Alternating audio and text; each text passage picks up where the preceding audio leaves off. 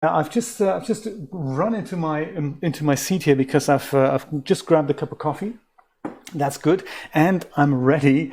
Same in Broward. That's awesome. Yeah, I can imagine. Sometimes it's so weird here. I don't know if you have that in Europe, but here in Miami or in sort of in the greater Miami area, it's really exciting to see that sometimes 10 meters up the road, the weather is completely different than where you are. So you could be in complete sunshine and you think, what's that gray stuff over there? And you think, well, that's a rain cloud, and that foggy stuff, that's actually rain coming down, like dramatically. And then, you just stand at the traffic light and think, oh, at least I'm nice and sunny. And then 2 seconds later, you're drenched. That's just how it happens. So always good to see you guys. We're in for another round of, what's it called? Abduction. That's it. Julia's still finishing up some work. I believe Brian might be joining us later. He's also finishing up some work in New Jersey. And there we go. Hello, aloha to you too, Julia. Very cool. It looks like Mixer is the place to be. Dion, you're on your own on YouTube right now, as I can see, and everyone else is on Mixer. So hopefully, the chat is going to work today. I'm trying something new that I was trying to do this last Monday on the abduction stream, and that is to overlay my chat onto the game with the window that kind of floats on top all the time. And it looks like I've got that working now. So there was something else. Oh, yeah, something else I was going to talk about. That is, I've been rendering an animation in, what's it called? Thank you so much for posting that. Thank you, Patrick. Yeah, join us over here if you're on Mixer. Dion, join us on Mixer. Then the latency between what you say and what I receive, and what I say and what you receive, is going to be, a lot better. Look at that. Thank you, Julia, for hosting that stream. I guess we could put that down a little bit here, that little box maybe to about here. There we go. Perfect. Now I'm looking right at it when you do that again. It's just a Microsoft account, Dion. It's a simple Microsoft account. If you have one, then that lets you in. It'll create a username for you on Mixer, and you can change that later. So if we find somebody with a really scary username, that's probably you then when you join. But you can change that, and you have to log out and then log back in again to Mixer, and then your username should kind of, lock yourself in. Oh, you didn't use that? Gmail also works. That's good to know, Patrick. Awesome stuff. Yes, volumetric lights, Patrick. That is a very good point. I want to look into that. I want to get good results there. I've tried to add some planes on top of one another, and then add just a bit of, thank you so much, Hooch1968, for following. That's very cool. I've put some...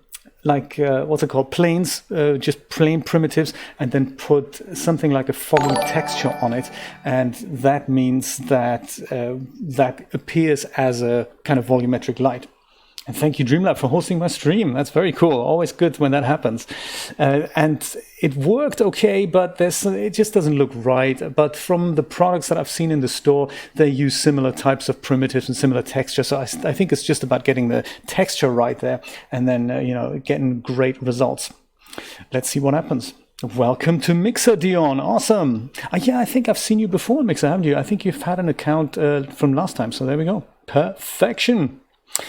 Let's bring that low latency to good use as we explore this thing called Hunrath.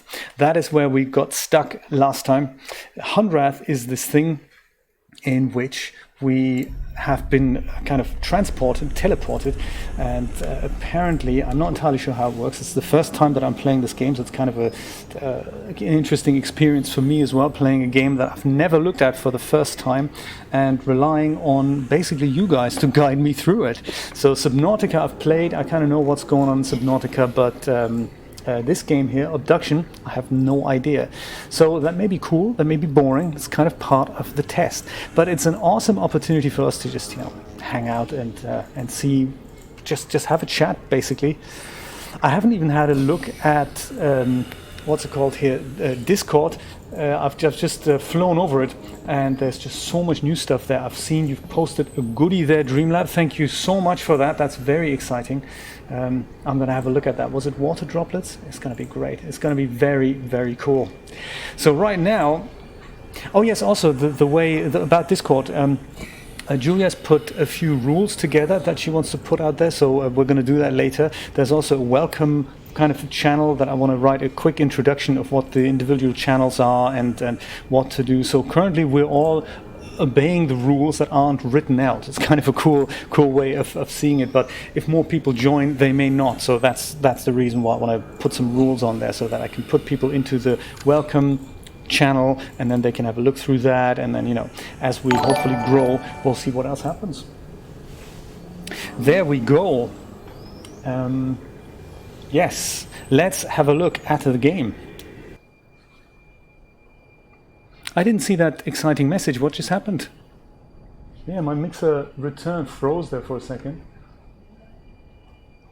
Oh, that's totally the wrong thing. That's the one I was going to press. Oh, sorry about that. I am still a little bit confused here. There we go. One other thing that is slightly disconcerting about the game is that we seem to have very low audio levels of the game. So currently I can't hear anything. So hopefully that's going to continue with some noise in the moment that we can see if... Oh, there we go. I can hear some hum there from this mysterious machine. Let me know if you can hear that. This is where we stopped last time. Hey Dreamlab, we're totally going to figure this out together. Don't you worry about it.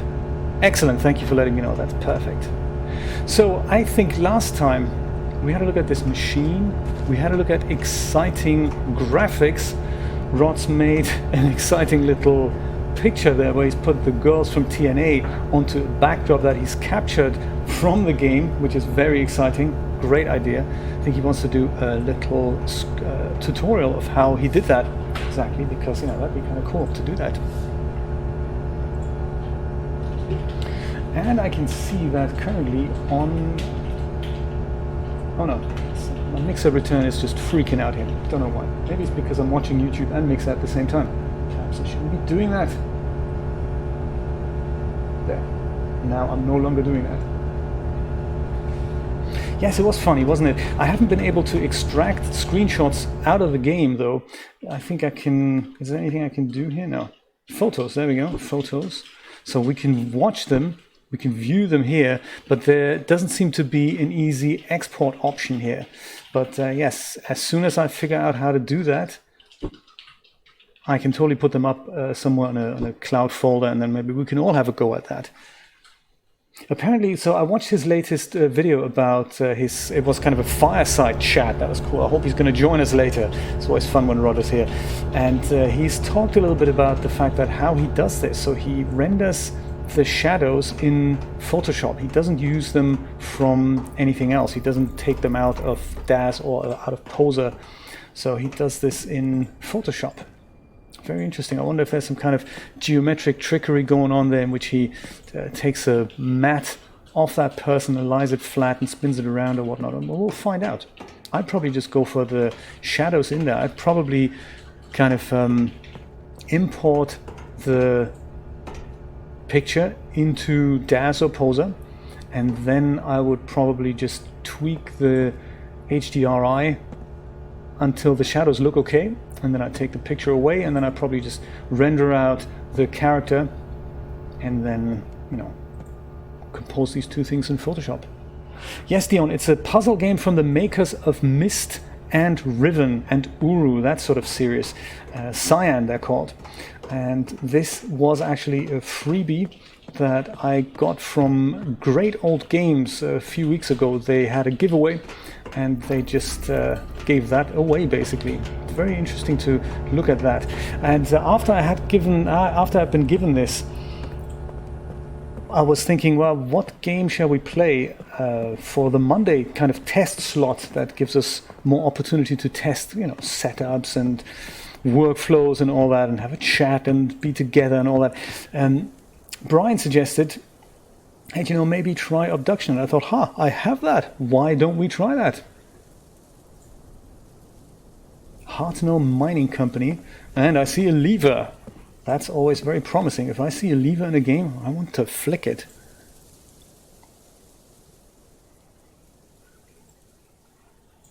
Shall we just flick that switch? What do you think? Is that a cool idea?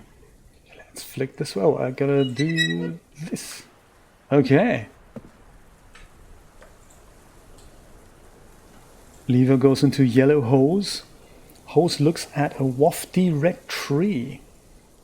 We've met that tree earlier when we came down here. So we basically, what happened until now, Dion, let me put you up to speed. We came into this game from somewhere, I forgot now, I think about here. We were at a late night kind of fireside camping trip or something, at a dark lake basically. Can we walk over here? No, can't walk over here. No, that's quite clever. This is not something we can do just yet. I guess we need to travel over here with one of those little contraptions on the tracks. So we were kind of, at a darkened lake or whatnot, and all of a sudden we saw a light. We kept walking around, and the next thing we know, it was daylight, and we were in this kind of replica of what looks like Arizona. And that's all very mysterious because we didn't really know why we were here. And we get these automated messages from somebody who appears to be the mayor, a bit like Westworld, that's right. And he told us, hey, there's lots of other people here, which we haven't met, so that's interesting. And eventually we met one bloke who was behind a door, and they've kind of keyed him in there. And he told us to switch the electricity on, which we did. That was kind of over here. Somewhere like, beyond that beam here, somewhere there, that's where that was. And we did that, and he said, great, now go away and leave me alone. I need to do some stuff. He didn't exactly tell us what. And we're just left to ourselves to explore. Walking around in this game is not that fast. This we've looked at last time. We can press that button, and then this thing happens. And I think, can we adjust this? No, we can't. Oh, can we? Maybe we can. Oh, okay. Yes. Exciting stuff. So last time, perhaps I'm going to press that button again. Crazy. So apparently when this blue laser points at something like a rock, then the rock kind of melts or disappears or does something. I wonder if we need to point that at something else.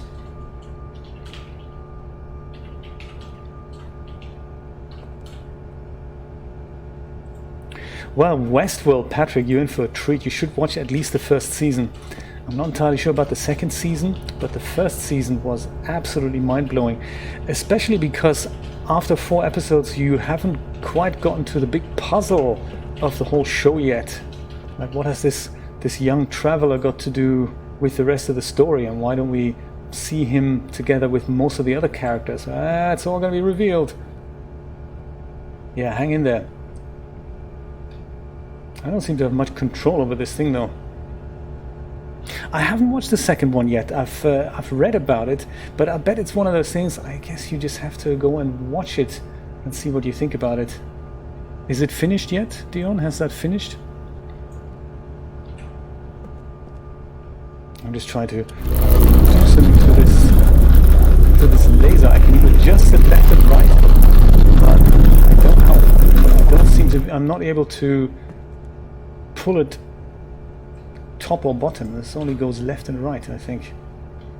And it looks like we're running out of rock here, so I don't really know where to point that at. Maybe it's just to demonstrate the principle, and eventually we're going to be able to take this thing with us. I don't know. This is something that maybe Brian needs to help us with. We found a couple of notes here. Oh yeah, that's the other thing we found last week I say, and that was this video camera here. Apparently this is a 2D recording of something that goes into somewhat of a hologram, and we found several of these holograms with the mayor making announcements all around. I say maybe let's go downstairs again and see if we ever get out of here. It's interesting because this does remind me of Westworld as well. And maybe we can show Dion that while we're going through all this thing. Westworld and Under the Dome. That's the other thing that this reminds me of. I don't know if they are related or if one was the inspiration for the other. No, because I can only point this left and right light up there. We'll go revisit that later. I'm sure there's something else that we need to do. So this blue light we don't have an influence over, but the other blue light we certainly do, and that only goes left and right, but not top and bottom, or at least I don't know how to do that. So you see, Dion, the stuff, the purple stuff beyond the orange mountains, that is something that isn't here, like all this stuff here. That appears to be a different world. Or maybe it's the world that we're actually on, and we're kind of kept in this bubble type thing here. I couldn't agree more. Yes, season 3 was a little bit of a letdown, and I think it was completely different than the book. So I think the book does actually have a cohesive thing that we can follow, but the TV show after season 1 completely deviated. Yeah. This is where we were last time. We figured out how to open this path here. That I don't think we can do anything with. Fringe, oh my goodness, that was very, very good, yes. Can't believe how old these things are. Fringe, I think we started watching Fringe just about the same time as we watched Lost. Lost was also amazing. I loved Lost. Absolutely cool. Until about, I don't know, season 4 or 5 or something, or maybe even slightly earlier.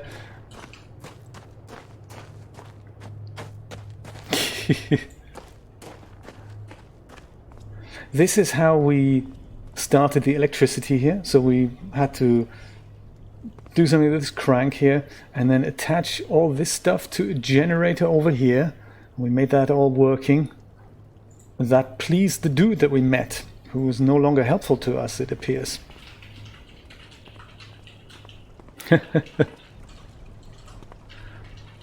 It's weird with television because unlike you, Dreamlab, we haven't actually got a terrestrial TV package as such and haven't had it for literally 20 years. And back in the 90s, I was thinking, TV is just getting worse. It's just, there's just nothing that you really want to watch, and it's all governed by principles that are not actually, the viewer isn't the one whose best interests are there in the foreground. So then when we discovered things like Netflix and before that even just DVD rentals of TV shows, we watched that, but never any of these terrible adverts that we have there. But Lost is one of those things. It's a bit like, do you know how they established the slow narration pace ever since 24 came out? With Jack Bauer, this is the longest day of my life. That sort of thing. It's just the stories are being moved forward very slowly these days. And that Lost had that as well.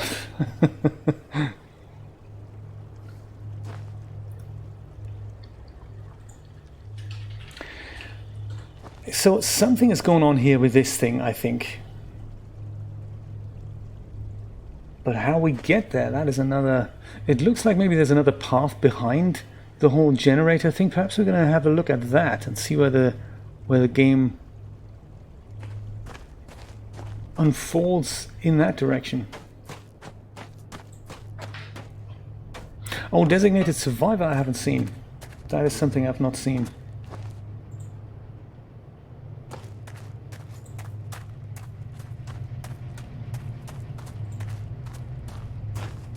Do you know this wood texture here? That just makes me think of a tutorial that Christina did on her channel very recently. I've watched that today. It's how to set these things up in Blender with something called the Node Wrangler. And I always thought that setting up materials in Blender was just a total nightmare. I mean, if we look at this wood grain, and it's wood. It's wood painted with red paint. It's so realistic. It's absolutely amazing, mind-blowing. And she was talking about how to use Node Wrangler to basically set up a material in Blender for cycles, and so that you just select whatever the 5-6 maps that are needed for this. So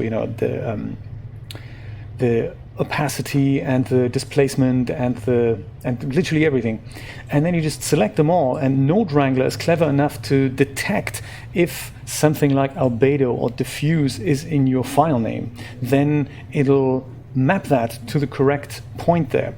Likewise with the transparency and everything, it's very clever to then go and, hey, this needs to go into the roughness channel and this needs to go into the whatever, and it is just so super exciting.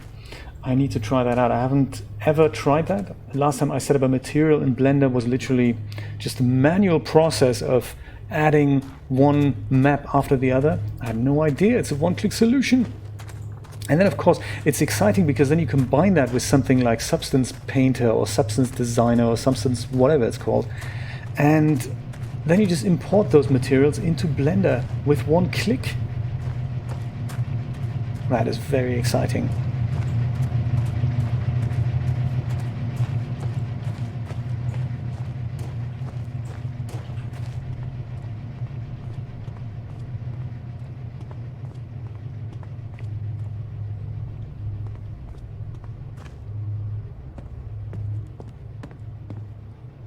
Well, maybe I'll put the Designated Survivor on my watch list then. That sounds really good. But Long Dark, also not heard of that yet.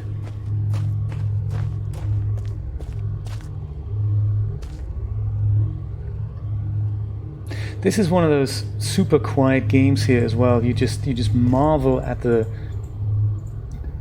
geometry and the texture work and the whole atmosphere that these guys have put together. How are we going to reach that?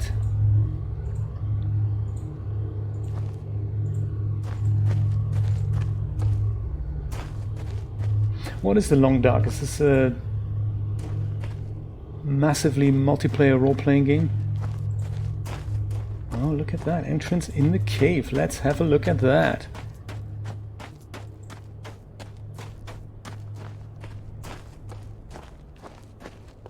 Ah. That's promising. Wasn't there something like a code that we got? Oh, single player. Oh, that floats my boat. That's good to know. That is good to hear. It looks like somebody's got a kind of a living room over there. I'm not really into those MMORPGs. That's definitely close there.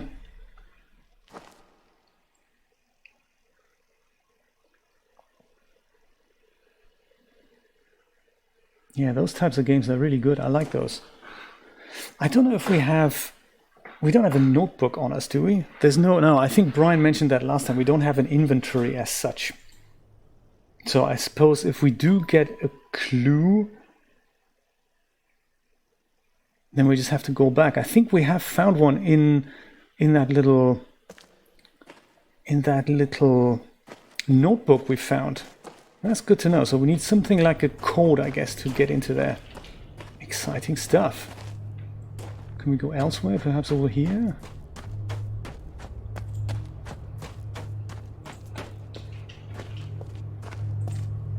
Oh, that sounds like a good game. Where is that? On Steam? Or is that on GOG? Epic? Discord? We have so many game portals these days, haven't we? Unbelievable. Right. I must have a look at that. This sounds like absolutely up my alley. Last time I've stacked up on the new Tomb Raider trilogy there on Steam. I've played the first one on the PlayStation actually. Not through. I've just looked at what it could do, and then I thought, hey, this is great. So I bought the second one, but the last one. I haven't actually played the second one or the third one. So Patrick, you're in for a treat if we wanted to do that one day. That would be very, very cool. So this looks like this is the outside of that bubble here. This basically cuts right through that purple kind of stone. And we can't go through this. It's kind of the outside end of our adventure, if you will. Still, full geometry, as it looks like. And it makes this, yeah, exactly like Under the Dome, isn't it?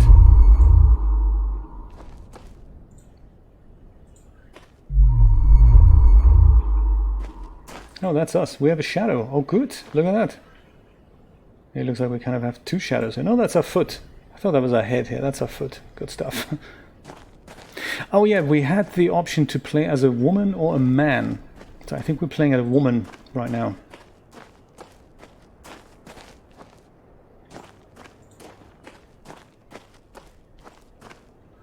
The very first ones, you mean the retro ones? Like the PlayStation 2 PC type era from the late 90s?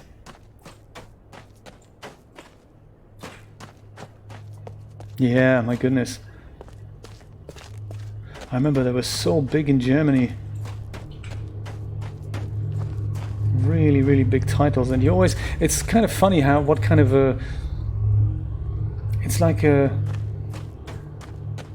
It really started off this thing of, hey, there's a game I want to play for which I need to buy new hardware, and that really drove hardware sales, because of course the next Tomb Raider game would never work on your PC, and you had to invest into more RAM and a better graphics card, and yeah, what else is new, eh? Exactly like it is today. So I suppose that's when software companies, or hardware companies rather, really realized that there is a good symbiosis going on between making software that pushes the hardware to the boundaries, and then everyone's going to go rush out and buy new hardware.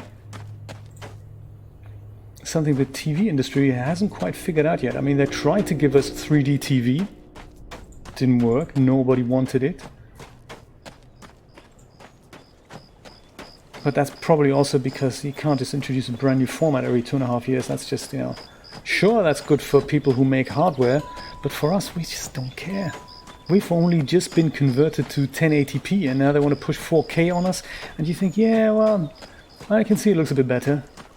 And that's pretty much all there's to it.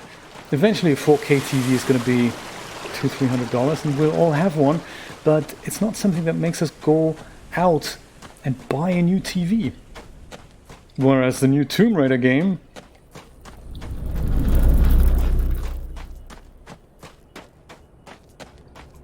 We can always see, while we're down here, we can always see if this rude man has anything to say to us. This guy here, CW is his name. See what happens when we just knock on his door.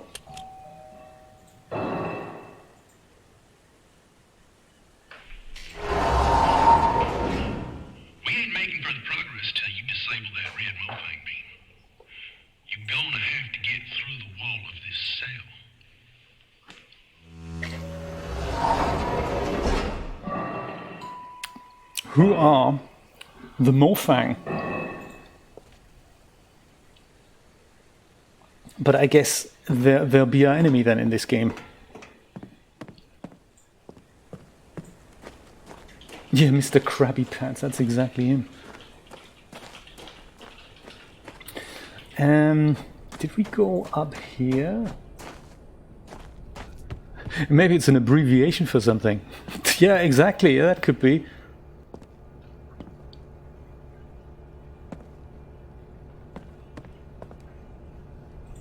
Well, this looks like we may be able to push something like a cart up here and then bring whatever's in the cart upstairs here. That looks like a little kind of a cart elevator or whatnot.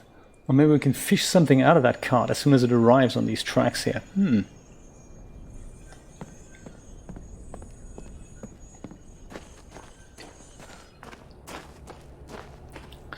Yeah, I agree with you, Patrick, in the way that it is better. I totally agree, and I appreciate the fact that it's available, but I don't think it makes as big a difference to the way we consume content as perhaps the shift from SD widescreen or the SD 4:3 to HD widescreen would have made. It's a little bit too soon, I think, and aside from gaming, only very few content sources are available. I think it's just a little bit fast the way it was introduced. The Japanese are talking 8K, of course, satellite 8K TV. I can't just buy a new television set every 2 years, just like I buy a new iPhone every once a year, which I don't do, by the way, even though Apple wants me to. There were some notes over here. Storm Disabler.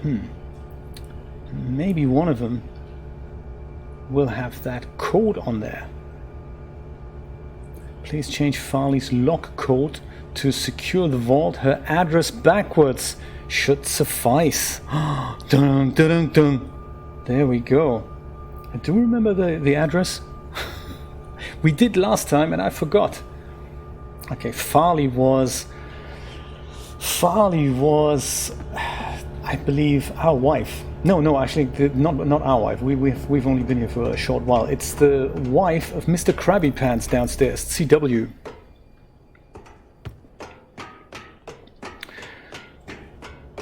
So let's go back to her house, read her house number, and then we're just gonna have to remember what it is.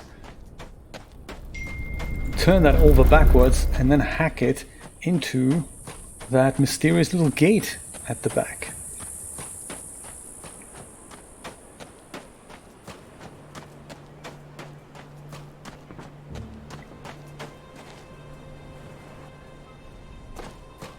I think it was this way.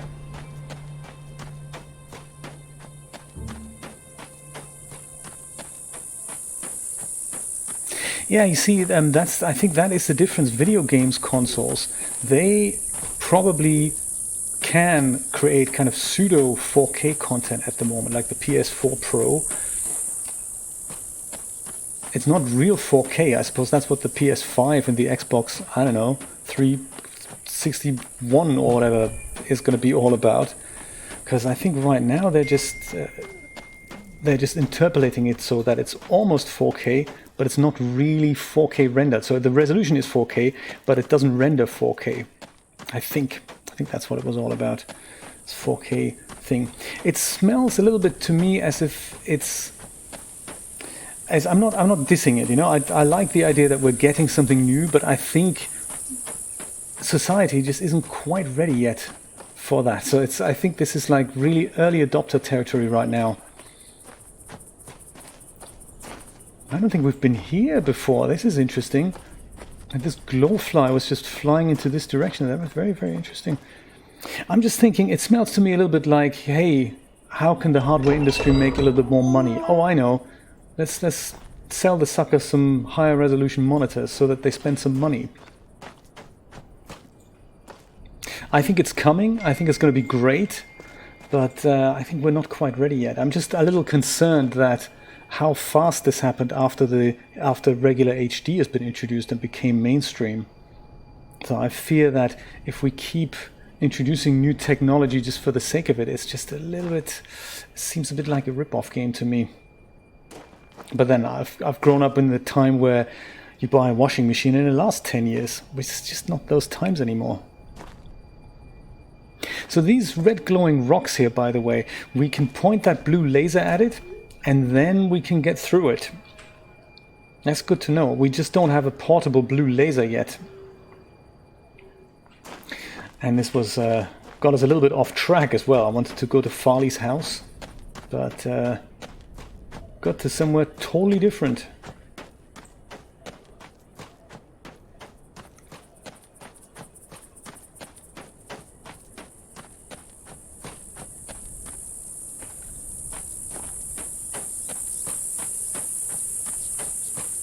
Yeah, that's what it feels like to me, yeah. That curved monitor thing, I think that was an interesting idea. That was more like, that was almost like one step towards VR, or like a dual monitor setup with a single monitor, right? That's what the curved monitor kind of feels like to me. I like that. I like looking at these things at Best Buy and thinking, oh, that's nice. You want how much for it? Oh, this is one of those 3D things here. So when we press this button, then this message comes up. This is Farley. Hi, I'm Farley. I guess if you're seeing this, then I wasn't able. Just in case. Welcome. But it's probably not safe here. To be blunt, we're getting ready for a battle. I don't know what you'll find. I just thought I should. Just be cautious. With who you trust. CW may be here. I don't know. Just be careful. I've got to go. See you soon. And don't panic. As jarring as this experience is, you really will find Hunrath to be a decent price.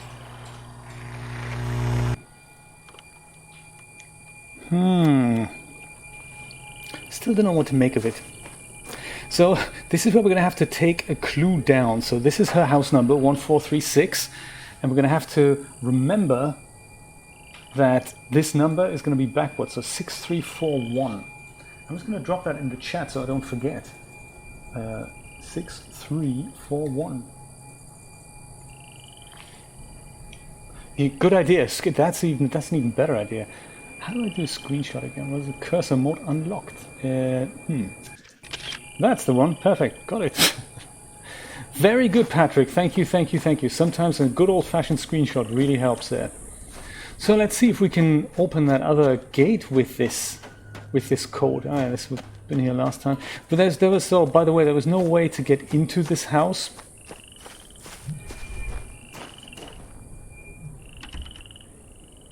There's just a warning sign here. Do not approach anything that even remotely resembles this diagram unless it has been disabled. Lucky for us, we haven't actually come across one of those things yet.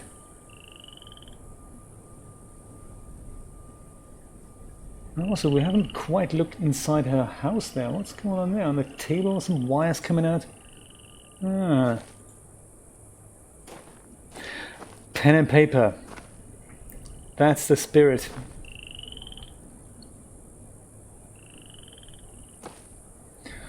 Yeah, it's just nothing better than pen and paper.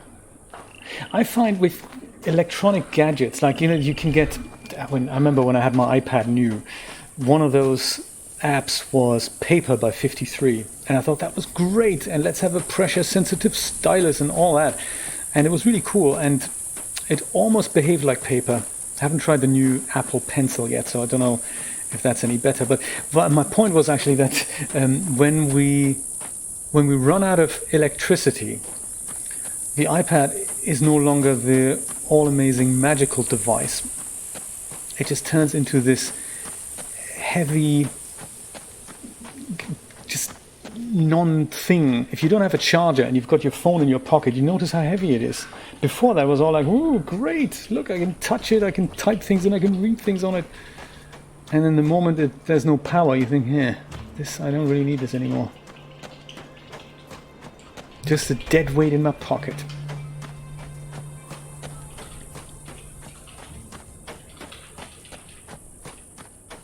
"11th hour," yeah, I remember that. 11th hour, back in the day.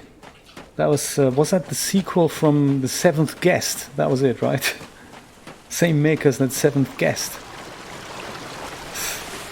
Oh, it shows our age.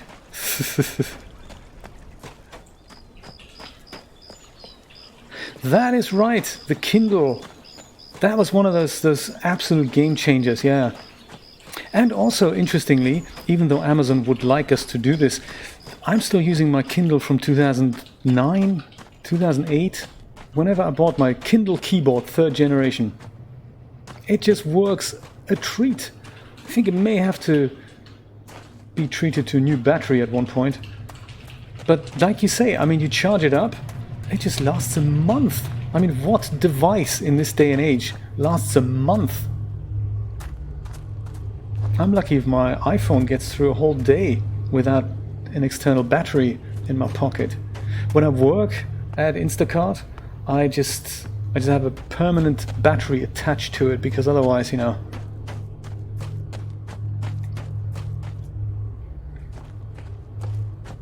Are you still using it, Dreamlab, the Kindle? And what model did you have? Okay, this could be exciting. 6341 is the fancy code that we're going to have to put in here.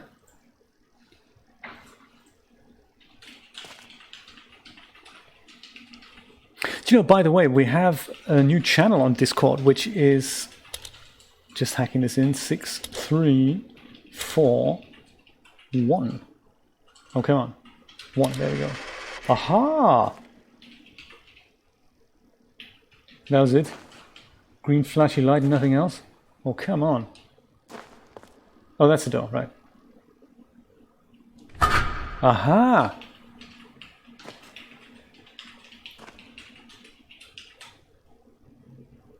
A second generation, that was the Spirit. The white one or the grey one, which one did you have?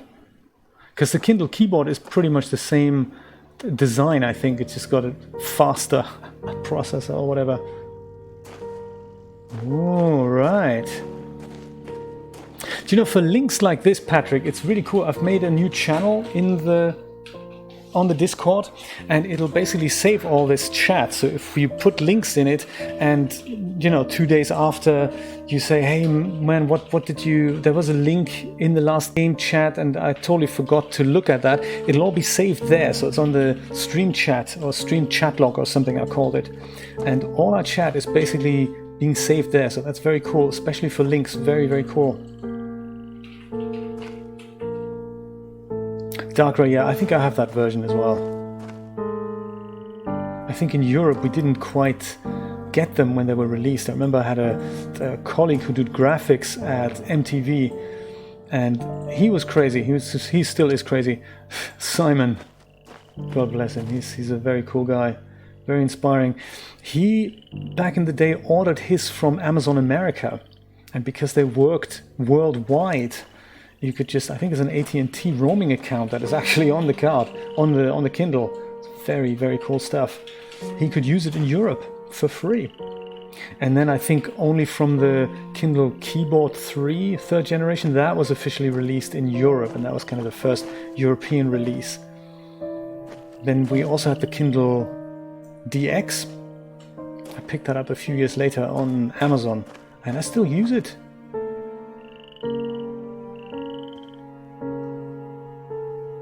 Ooh, look at you! You've got the fast one.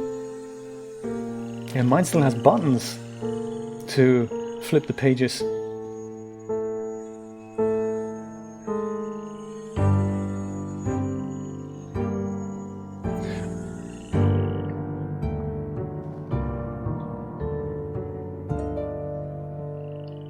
I'm just having a casual look around here, just drinking in the atmosphere a little bit, because there's so much to explore. Like every single thing has an icon on it that we can play something here. So we'll do that in a moment. Oh yeah, and that was the little interior. Can we pick this up? Looks like we can't. Huh. What shall we do? Where shall we go first? Explore the right-hand side or the left-hand side of the room? Yeah, my mom loves that. I gave her one for her birthday a couple of years ago.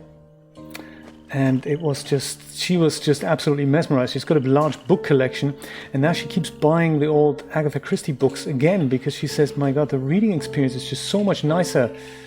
Not such a heavy thing, especially on larger books. It's very difficult to keep them open. It's got the backlight. I think she's got the paper white in white. I think I might just take a screenshot of this, because that may come in handy. Something connected Earth. There's the Mofang word, the Soria Mofang.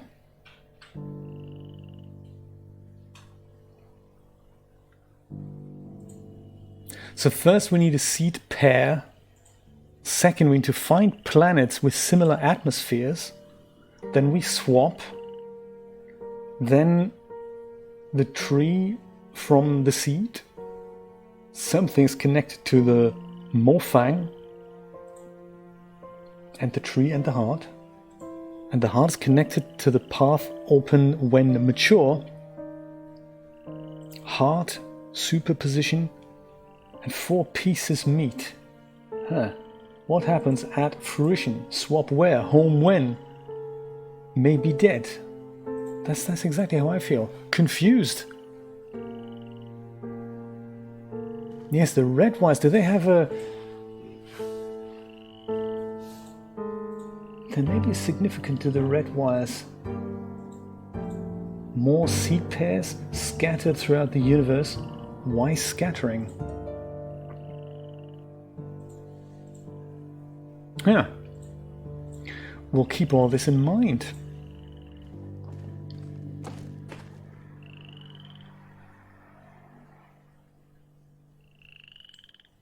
I wonder, I mean, Patrick, do your kids' drawings look like that? It is scary, right? I wonder if this is, if these are drawings, like kid drawings of some kind of alien impression, perhaps.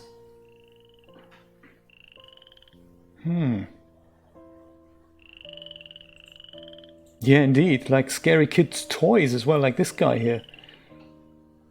Ah. Yeah. I haven't quite figured out how to move this guy around yet. Usually we can examine these things in 3D, but I guess... Oh, there we go. I can do that with the mouse. I thought I could do that with the pad. I can't actually go any further back from him. It looks a little bit, you know, zoomed in, if I may say so. The tape recorder, yes, let's have a look at the tape recorder next. There's this thing as well. Is that what that poster warned us about, of it being disabled? Let's have a look at that tape recorder.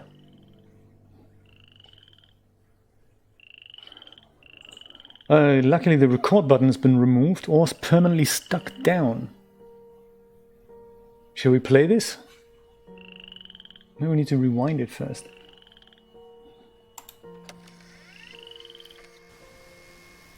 Ah.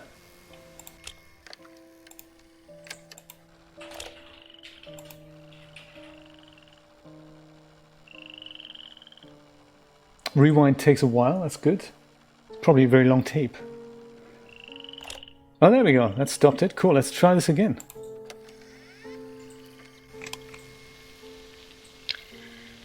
Well, I feel like I should say something. We haven't heard from Shavar. So, well,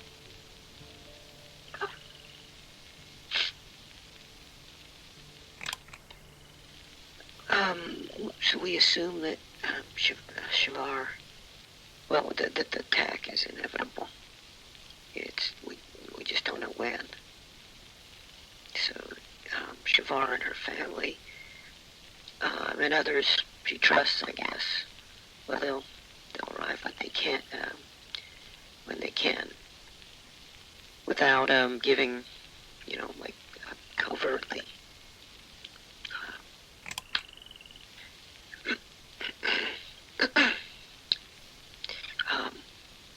So the plan will happen, in spite of our,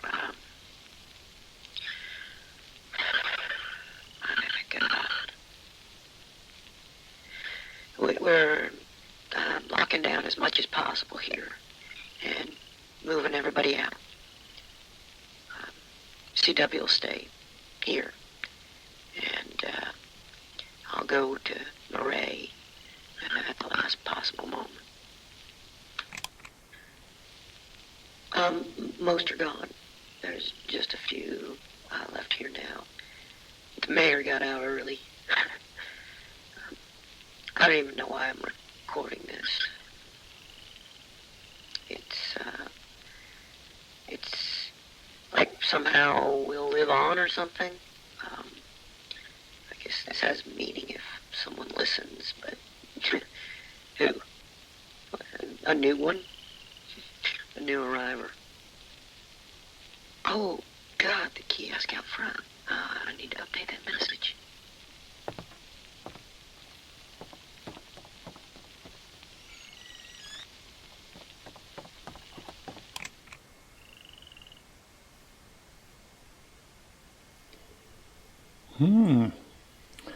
Very interesting.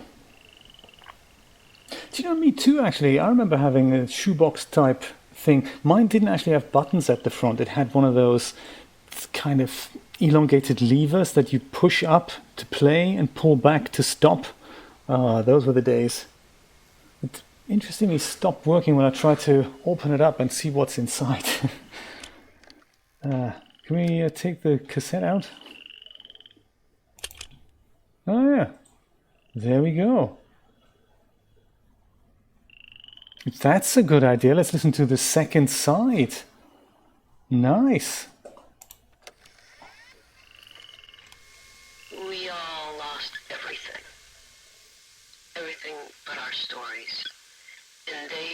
be forgotten. I was 3.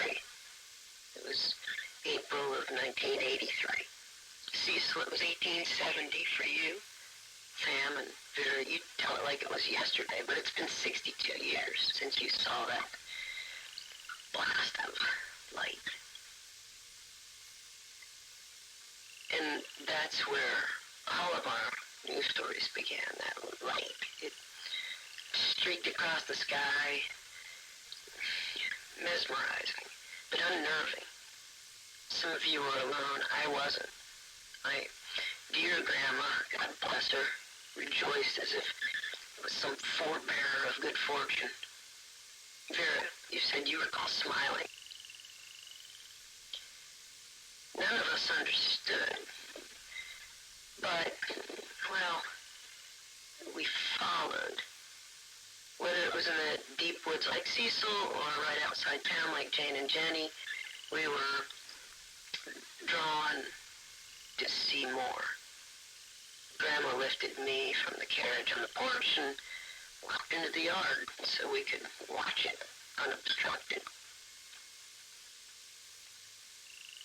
Even in daylight, Joseph, you said it was gloriously bright. But in the twilight, it was spellbinding. And we all felt some kind of trepidation and yet attraction as we approached it, and it approached us.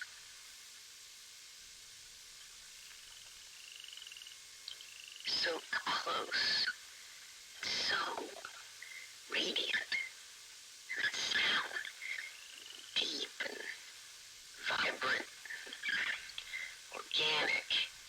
You all remember, there was no turning away. It advanced, almost like purposefully, spinning slowly until, well, it found us, each of us. We should tell these stories because it saved us, and there must be more. It was in the middle of the afternoon. I was watching the sunrise. It was about 2:30 in the morning. December 26, 1948. May 7th, 2009. September 3rd, 1995. I was down by the river. I was hiking in the desert, in the park with my grandson. I looked up and saw A brilliant flash of light. Exploded in the sky. The light, it flew into the clouds and behind some trees and it disappeared. I looked around and, to see. see if there was anyone around. See if anyone else had seen what I had seen. There was no one around. They all saw it too. Bob definitely saw it. Well, it was just beautiful. There was something calming about it. Yeah, I don't mind telling you, I was kind of freaking out. I tried to follow it, trying to get a better look at it. Wanted to see it again. I came to a place where it had disappeared. Overlooked, but I found nothing. And it streaked through the sky again. It seemed like it was looking for something. Looking for someone. And then it found me. And it found me. Found me. It found me. Found me. Found me. And it found me.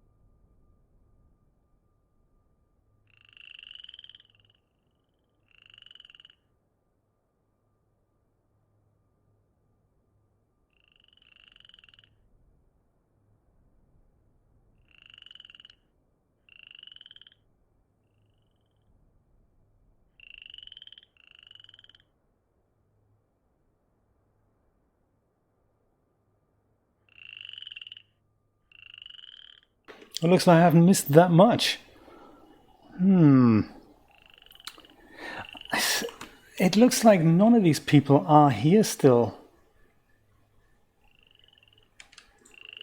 Oh, so I thought this thing next to the tape recorder would be something we could pick up here, this whatever that is, but I guess, you know, we can't, so then that just goes to the tape recorder.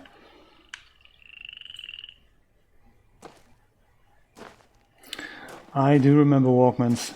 Walkmen, rather. My mom used to call them workmen, I remember that. Oh, look at that. I had one of those that didn't actually have a rewind function, that just had a stick to hold the cassette in place on the left, and then the right was the take-up spool.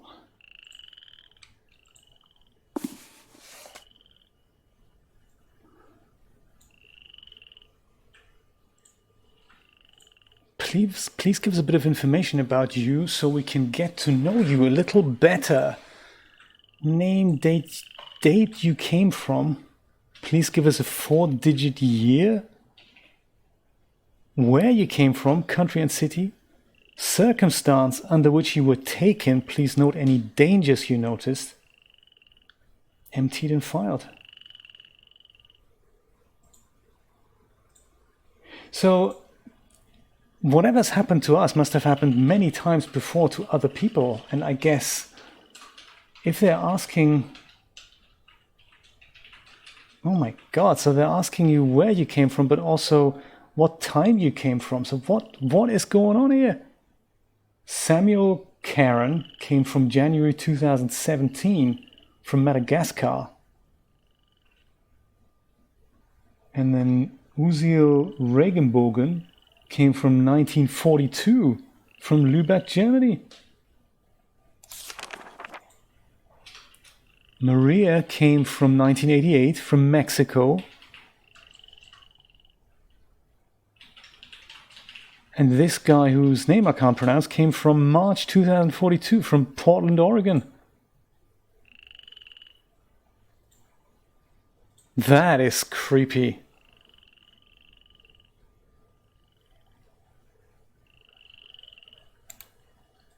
That is really crazy. So it's not just we've been abducted, we've also been abducted through time. Oh my God, this is creepy. What a creepy game.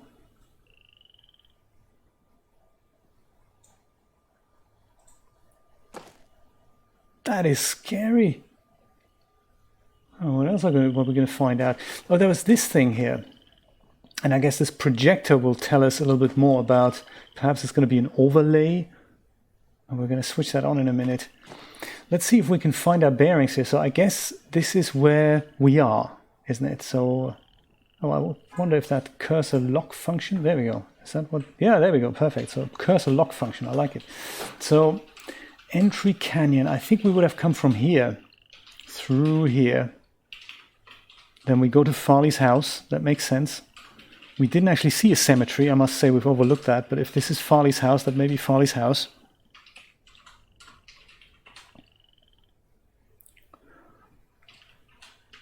Town, well, I mean, I guess what was left of it. CWs. Oh, this was a shop, I see. We have come across this. We know the falls. I think we've been up here to dislodge something that made the falls actually flow into this river.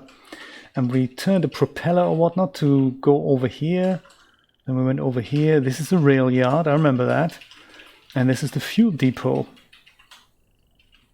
So we haven't been to this. Have we been to the scrapyard? Don't think we have. Supplies, fuel. We've definitely been here. And I guess now. Well, I wonder, is this actually. Are we in Farley's house right now? I thought Farley's house. This was Farley's house when we get into this thing here. We must be. Where are we now then? We must be up here somewhere. Or maybe we're in this kind of dotted area.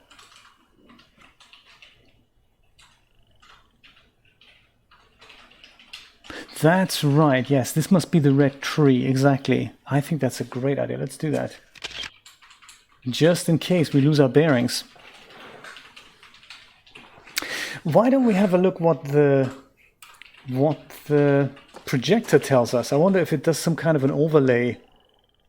Let's do that.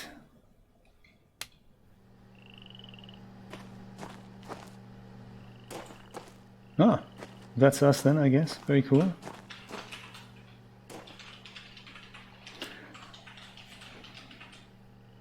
Now, what's the significance about that spot? You mean the projector? Oh yes, actually I can, can't I? Aha.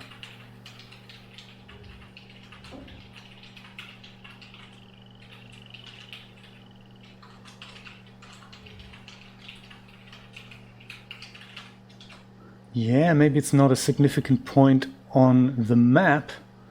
Maybe it's a significant point on, I don't know, somewhere else, on the wall or whatnot.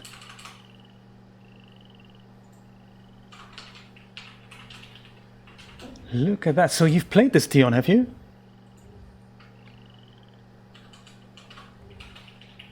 Nice one. We can only do left and right here. So also, I'm playing this with the gamepad. I don't know if that's good or not. Oh, I see, I see.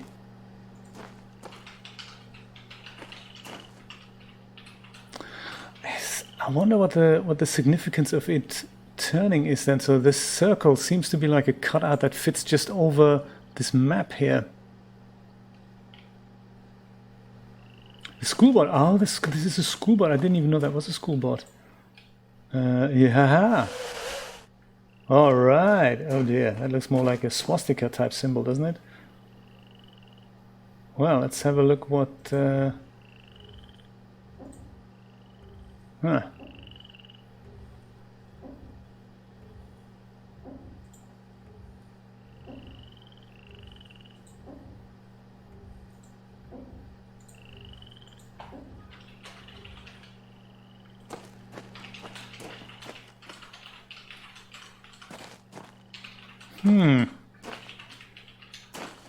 Is that something we can pick up here now?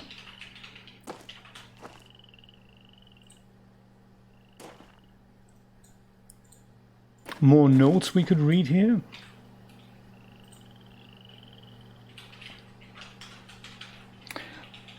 Oh, I can barely make this out, but I think it says, I shall document the curious events that have transpired with myself, my family, friends, and co-workers.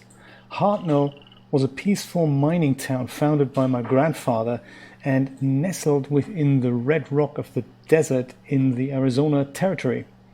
Its 163 inhabitants heard a mighty explosion on the night of June 27th, 1903. Wow. I sent several workers through the town to verify that the explosion had not caused any injuries or damage to mining equipment. They returned and reported that it must have been a loud clap of thunder caused by dry lightning, for they found no damage. It was not until the light of the next morning that we were amazed to realize something profound had indeed occurred.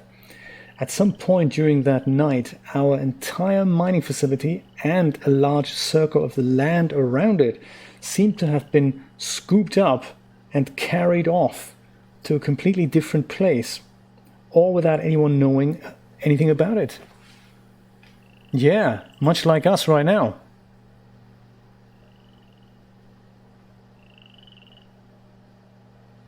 Oh, really? That's awesome, Dreamlab. You got paid for that? That's so cool.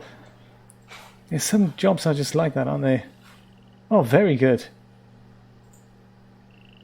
The entire landscape outside of our circle of desert could only be described as alien. Large floating rocks could be seen in the distance. No one had ever seen anything like it anywhere on Earth. We fully explored our new surroundings, hoping to find a way home. No way home was ever found. In fact, we soon discovered that we take for granted now, not only could we get not back home, we also could not access the landscape outside the desert. Curiously, we discovered that a flow of water was provided from a high point of rock, and we discovered a small tree growing in the very center of the circle. Our central tree that is so important to our lives here was just a mere sapling back then.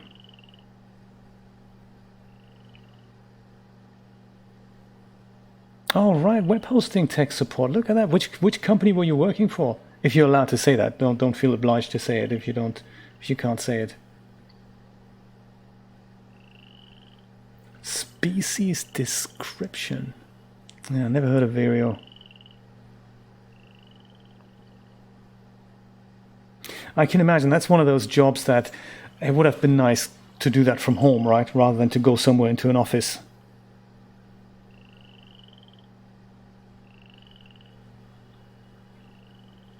So this is describing the Mofang. That's kind of interesting, isn't it? Through ambassador seeds, the Mofang were the first non-human species humans were introduced to. Anne Liang was the first to call the alien a Mofang, impressed with her advanced ability to imitate our sounds, movements, and mannerisms. Although they have a name for themselves, their language is mostly unpronounceable by humans. As a result, and because of their mimicry abilities, communication with the Mofang is primarily accomplished by their learning human languages rather than humans learning to speak Mofang.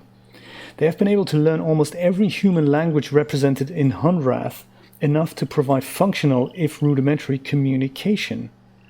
The Mofang basic external morphology is remarkably humanoid, bilateral symmetrical tetrapods, bipedal, head with anterior facial features, mouth, eyes, nostrils.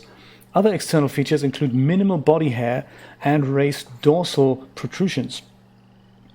Constitution is somewhat frail due to apparently to their thin and lightweight internal structure, but internal investigation has not been possible.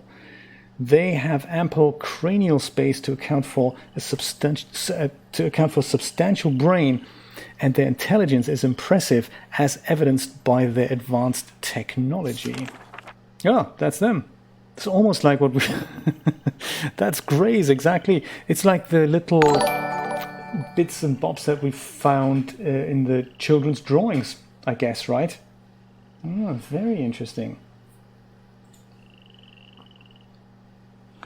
Indigo Man, thank you so much for subscribing. If I've pronounced your name correctly. Very nice of you, thank you. That's what the Mofang look like. And welcome, indeed, welcome to the stream. Well, this is interesting. So the Mofang may not be the only alien species that we've come across. There's also the Arai. In a different handwriting, after a certain level of maturity and health of the tree, a passage opened at its base. That's creepy. The passage allowed contact with two additional species. The first contact was with the Arai. The first contact revealed the Arai to be large, beetle-like insects. We were unable to communicate directly with them in any way, but they appeared to have some rudimentary level of intelligence. It was Lonik Toth who first made the journey through the heart to Kaptar and named both the New World and the inhabitants. Look at that! The Arai have three distinct variants that may have come to be referred to as barnacle, beetle, and polyarch. Although their morphology is dramatically different from human, their internal systems, like all of our neighbors, are supported by similar atmospheric composition and basic nutrients. In their barnacle stage, the Arai are completely immobile. The Arai stay in this egg-like development state seemingly indefinitely. In order to hatch, they must be in proximity of a polyarch and fertilized by the beetles after a certain stage of maturity. Look at that. The amount of thought that's gone into writing all this. This is amazing. The beetles are the eyes and ears, hands and feet, with only a minimal nervous system of their own. They are essentially the sensory extensions of the immobile polyarchs. They are able to execute simple commands, but apparently have little in the way of individual sentience. That is absolutely right. So I'm glad they were still successful with it, because this is not the instant gratification game. You really have to invest a lot of time just reading through all this and understanding what's going on to fully appreciate this game.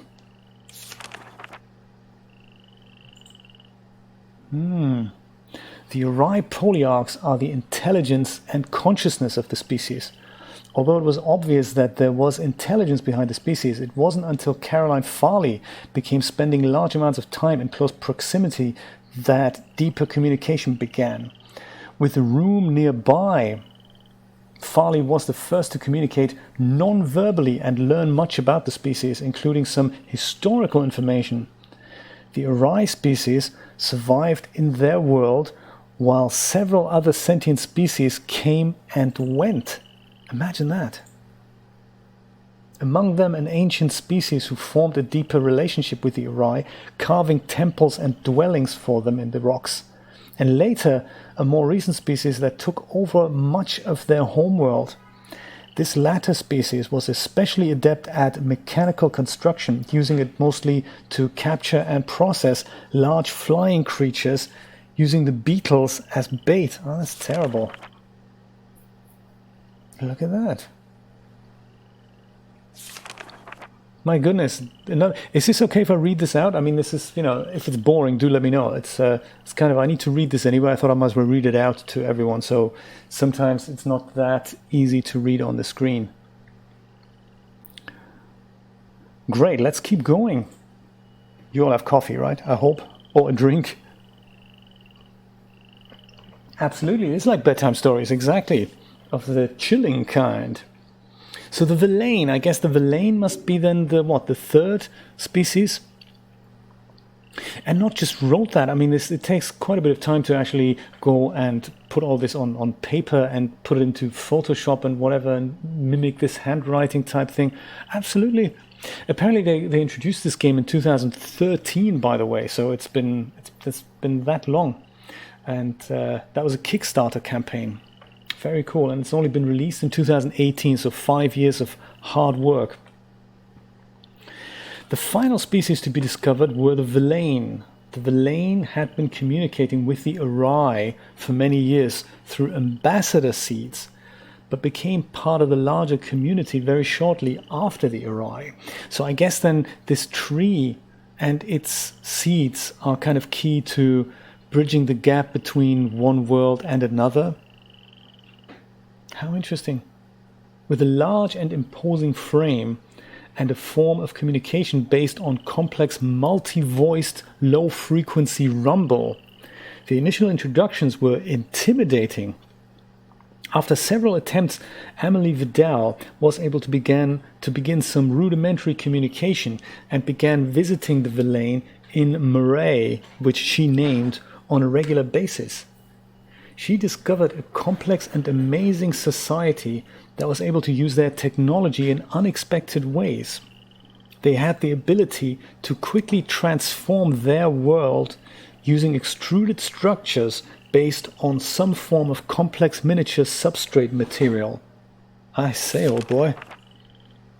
Unlike the other worlds, the Verlaine sphere,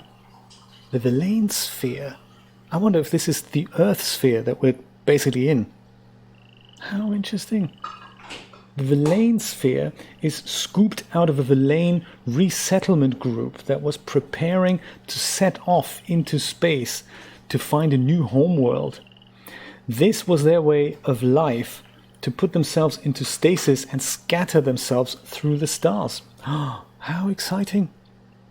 As mentioned previously, their appearance is imposing, standing about 9 feet tall with a distinct reptilian resemblance. They have 6 limbs, 2 muscular legs and arms, and a smaller set of arms.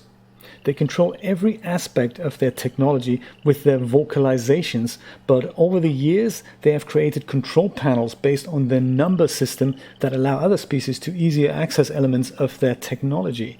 No way! Julia, no, she's just finishing work. I think she may make herself a tea. And yes, so then she's going to probably join us in the chat in a moment. It was Riven, you probably mean, Dion. There was Mist, and then there was Riven, which was a sequel. And they made a couple of other games. They're all available on GOG in a compilation right now. It's the great old games, GOG.com. And it's called the Mist Collection, I believe. There's about several of them.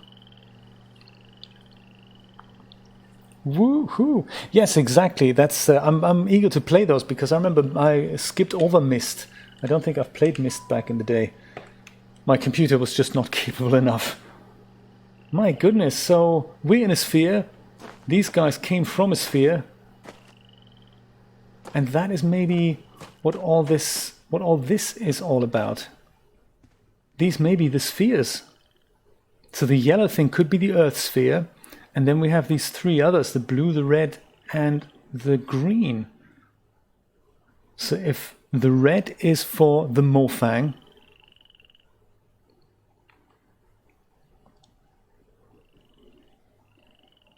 I'm just reading that about the chicken dinner raffle. I have no idea what that's about. But maybe we should put raffle to enter. Oh, that's just on YouTube? I'm so confused. I don't know what that is.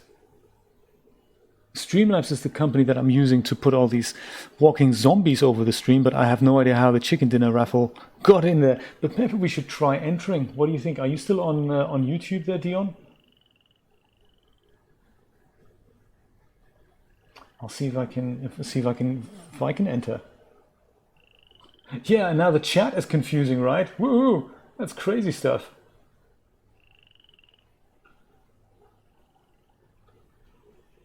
So if I just go and enter raffle on YouTube, see what happens. I don't know how the chicken dinner would get delivered. Is it going to be via Instacart? I wonder.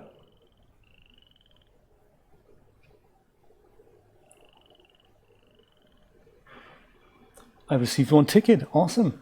So I have zero idea how that got in there. I might have to research that a little later. Ah, very cool. So anyway, while I was walking in here, I thought there's something fishy with this carpet. Maybe we can pull the carpet away. There's something underneath it, like a trap door or whatnot. What do you think? I also have no idea when the draw is going to be, or what's going to be in the chicken dinner. Surprises. It is a free service. It's just like them to sneak something into my chat without our consent. It's a bit like the friendly people from Restream. So yes, Earth sphere, Mofang sphere. Very interesting. And this tree appears to be the key to that. So what do you think we should do next? I mean, I'm not entirely sure about this, what this means here. If this is mainly just the number, if we're supposed to put that projector on top of that. Dion, from your research, can you remember what that person was doing when they were playing? Because I'm thinking this has just kind of given us the key on the map here. See if I can position myself so I can see both of these things together. Because this fits so perfectly, like you were saying, Patrick. It's just, we put that here. Whoops. And then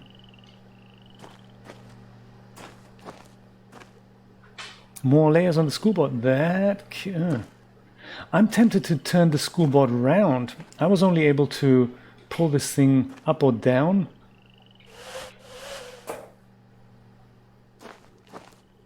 But I can't seem to do anything with the school board. It rolls up, yeah, it's kind of this thing that covers this. But maybe there's something... Is there nothing we can do to this? It almost looks like a half-finished painting. Yeah, I just did that, but it didn't really do anything when I project onto that. I mean, where am I projecting to? Oh, when it's up. Oh, yes, I can do that.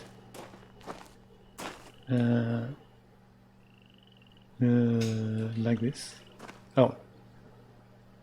It's a very tactile game, yes. You can't just press it, you have to do something else with it. Oh, maybe. Can we pull this half down? No. Oh, maybe I can. Something like this. Oh, when it's up, turn. Okay, cool. So do that. Yeah, it looks like I can't.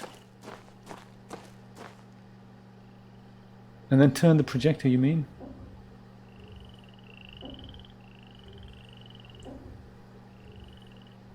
On the board, yes.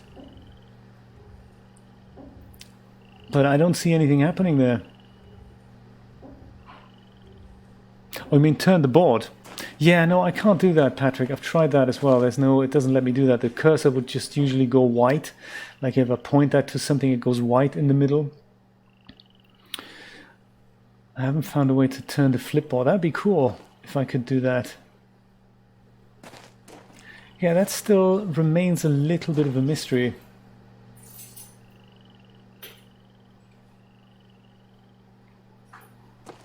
And one thing I do notice is that a lever, this one here. Is that a lever? No. Damn. Not a lever.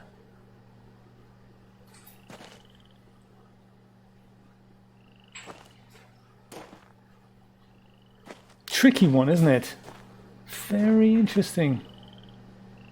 This one was the seed information. All right, okay, bring it on. Whoops, I didn't mean to close that. I meant to have a look at the seed information.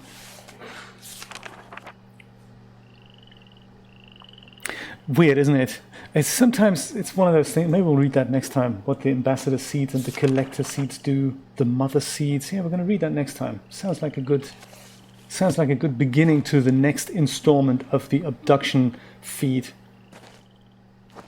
I'm quite intrigued by this position here, by that projector. Is there something in this cupboard here? Yeah. Do you know, I felt like that with Subnautica as well. I was thinking, what is the point of all this? I have no idea what's going to happen next. It's such a deep story, and you really have to kind of go through this what are we going to do next type thing, which is why I appreciate it so much that you guys are here, because we can figure this out together. Nothing's easier than to just go and look at a walkthrough, but hey, that's part of the fun of this game, to go and say, well, what are we supposed to do here? What's in this box? Oh, can we open that? No. Dang. The projector, he goes around all the... Oh, interesting. All the way over here. All right. It's a little difficult to put both of these things in vision, I must say. And maybe this is where the lock cursor feature comes in. Let me try that. Can I do that? Yeah. No, because the cursor's... Oh, yes, I can. Ah, man. It's not exactly doing what I want it to do.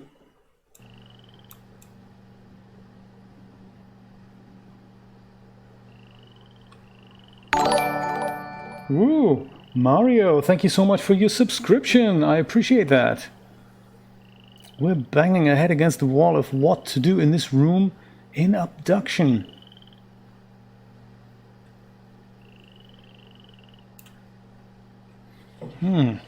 Very interesting.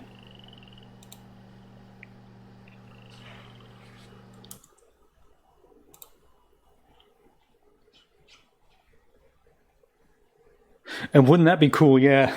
Do you know, but it's another one of those mixer things. There are certain games, and I'd love to try one of those out.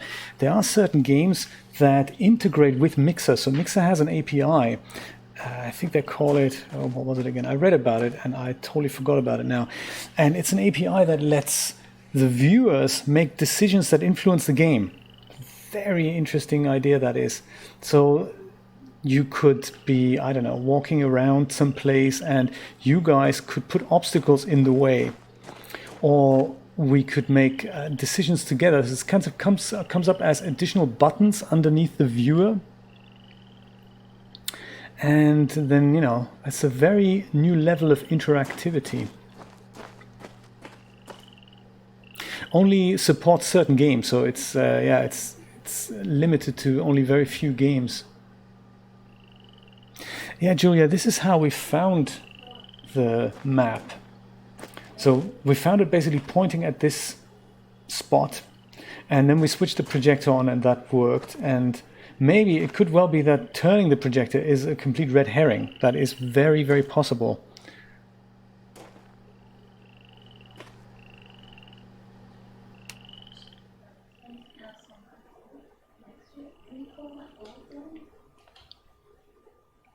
On that spot, I'm totally going to go and take a screenshot of that with the spot on, because we've got one without it, and now we're going to take one with it. We've tried that out as well. Here, I can totally show you that.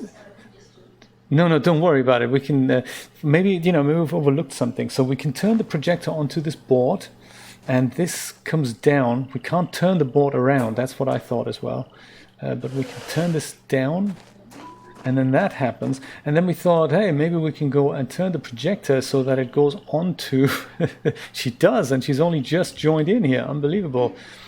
Then we can turn that on here, but that doesn't seem to give us anything. I'm thinking perhaps we should see if we can go to that spot that it's illuminated there. So that was, if I go, I can just look at the screenshot now, can I? So this was it. It's basically just above the rail yard.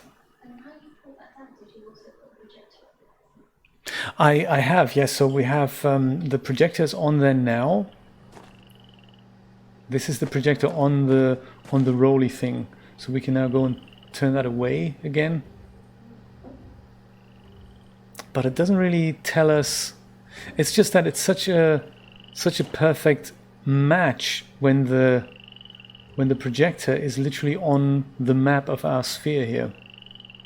Welcome, Rod. How you doing? Always nice to have you in the chat. We're banging our head against the wall in abduction. We found this exciting room here, which we've opened. Let me bring you all up to scratch. Actually, we've been investigating a little bit here, and we went past the railroad. You may recognize this from last time.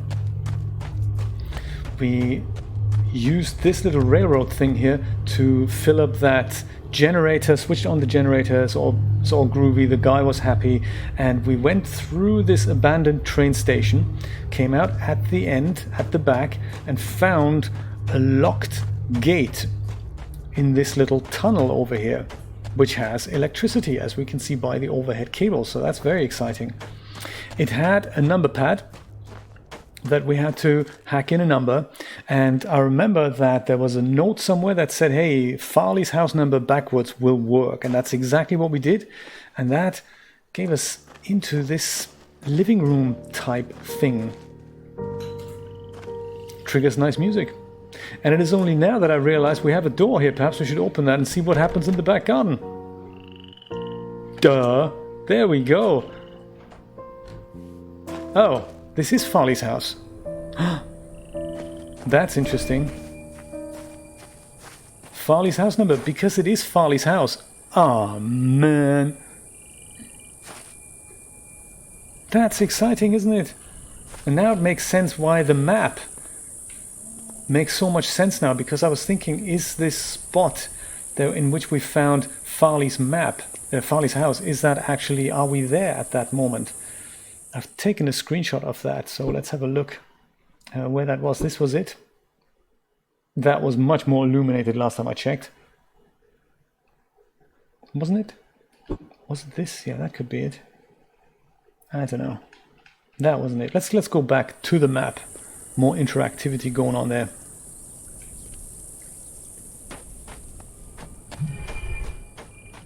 Farley's house. This is what Farley's house is all about. There should be something about the projector, unless it is a red herring. Maybe we're just supposed to switch it on and it would give us that little thing here, because we found all these things. So we've looked at that earlier, and this is Farley's house. We went past the railroad, the rail yard here, went up a little tunnel thing, and then went into something like this. So it could well be that we are at Farley's house. Now we know. It was just a very long-winded trip, wasn't it, Rod? Unbelievable. I watched your behind-the-scenes fire lockside thing earlier. That was very, very funny. I think you should do that at least once a week. Have a little fireside chat with Rod. That was very good. I enjoyed that. Sometimes it's just nice, these totally off-the-cuff chats about what's happening in your life. That's what I would imagine. So that is, let's just bring that projector back there one more time.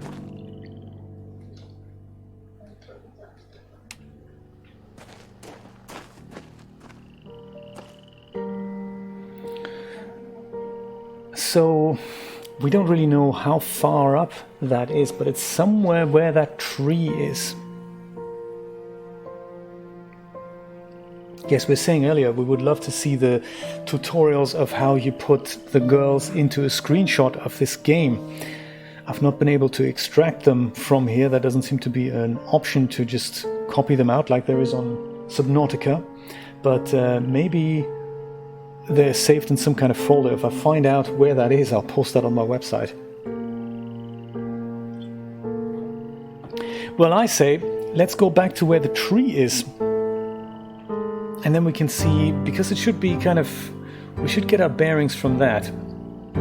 I'll take a screenshot of this so that we can have a look at that. Julia wants to stay. Well, tell me.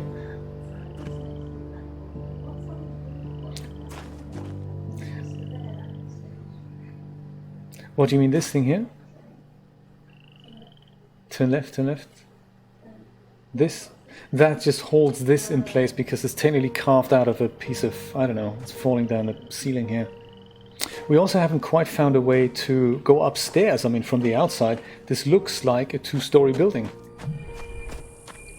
But I don't see stairs going up somehow. Not just yet, anyway.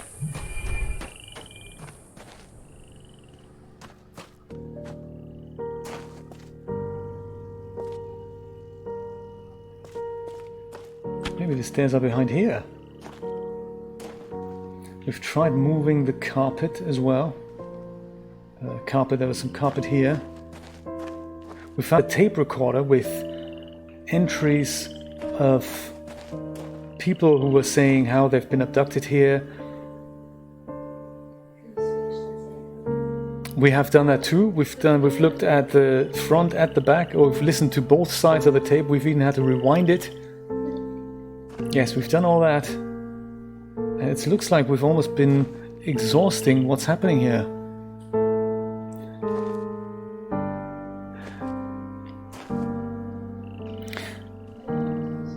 What we've found out so far is, and this is kind of an interesting recap here, so we've indeed been abducted, so that explains why when we look outside, I don't know if we can see it here, there's these purple things, we're definitely on a sphere. And there's other spheres here. So the yellow thing appears to be the Earth sphere. So that's, Earth sphere. That's this thing. And on the Earth sphere, there's a tree somewhere. And that tree drops saplings every so often. And that, apparently, those saplings are then used to travel and communicate between other spheres, which are from other dimensions. So the red thing is the Morfang sphere. That's a species. And we've also found two other spheres, names of which I've already forgotten, but they're green and red spheres here. That's what they were living in. And we've now all been able to somehow communicate, or the humans have been able to communicate with all these species. But that's all we know. Oh yes, and like Dreamlab said, people from both the 1940s and 2047, 42 have been transported from their worlds into ours. Kind of all together here, which is creepy. Let me go out on the front door here and see if I can go back to where that tree is. That's right, and the 1800s, that's true. Yes, maybe there's a significance in that, Dreamlab, absolutely.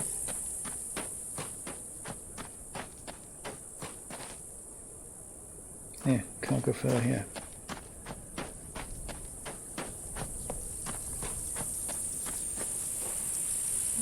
Where was the tree again? Oh yes, through here. Yes, there he is, the big red tree. Oh yes, and this is another significant thing here. These are red glowing boulders, and I guess once we get something to do with that blue laser, that we can get that out and mobile, we can then go and blast those things away. There's our tree up here. Hartnell Mining Company. Ah.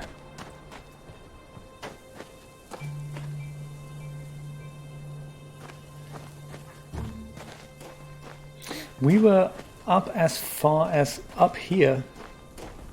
Ah. Maybe this little video will tell us what's going down about that tree. This is the tree. It has been here in Hunrath for as long as anyone can remember. Yes. Its health is intimately tied to everything in our little greenhouse. Our cell we live in, our ecosystem. It has provided many surprises over the years, including some interesting seeds that you will learn more about. Many have postulated, yet we really know very little about its origins. But we do know it should be cherished and protected. Welcome, Christina. Glad to see you.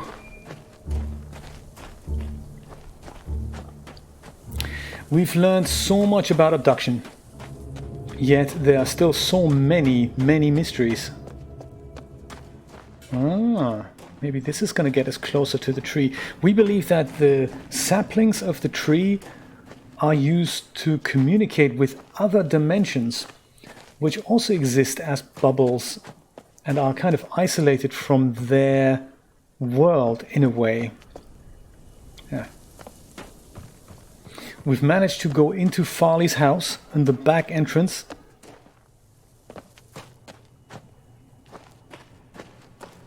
So we've uncovered a bit of the backstory here. Ah.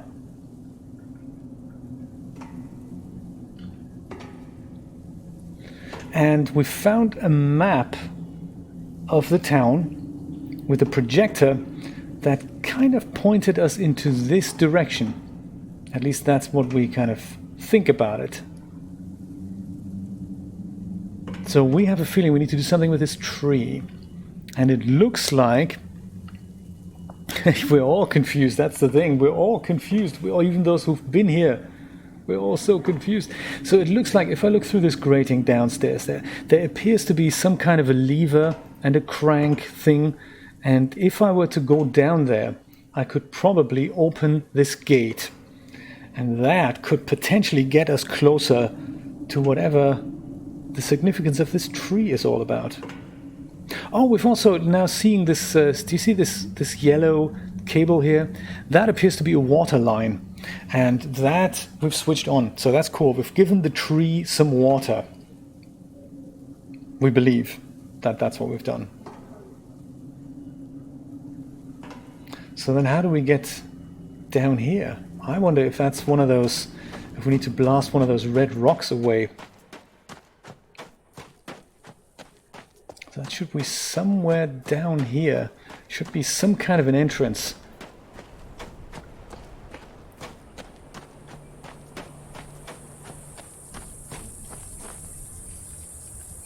Ah. Interesting.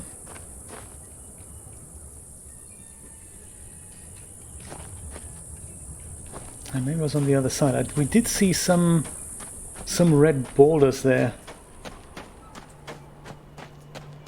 Or maybe the entrance would have been through this house. That's possible.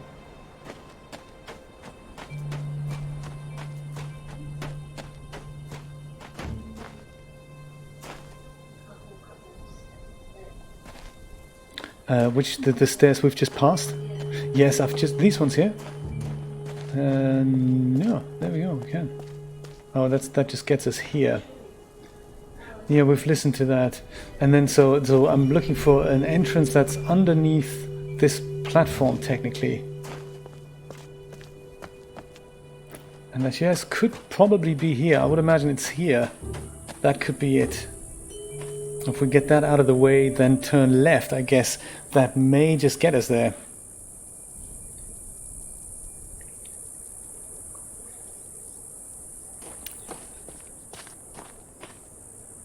Yes, I saw that 6 a.m. message, Patrick. Yes, I remember seeing something on my phone pop up there.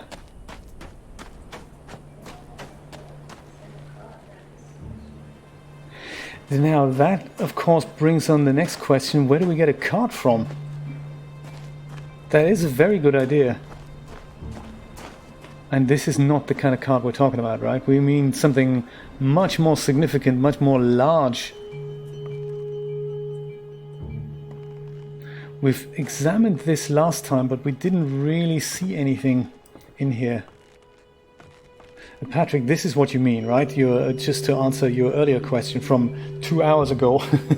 These types of lights, you want to build those in Das Studio, right? Because me too. The Hulk or the Troll? The Troll looks like he's powerful too. Yeah, we're gonna get there.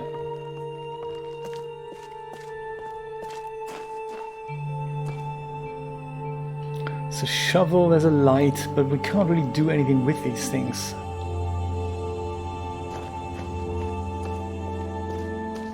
Shame Brian isn't here. Brian played this game before. He was one of the original backers, Kickstarter backers for this game, so I believe he gets a credit as well, which is great. That was another welcome message from the mayor. Downtown Hunrath. Do we want to listen to that again? Maybe it makes it appear in a different light when we listen to that again.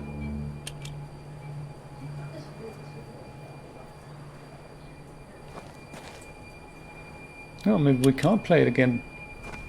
No, this was a one-time affair.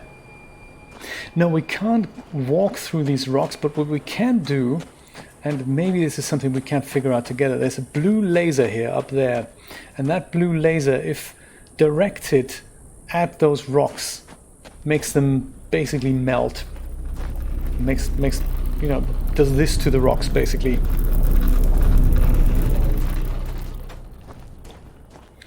And this was how we get there.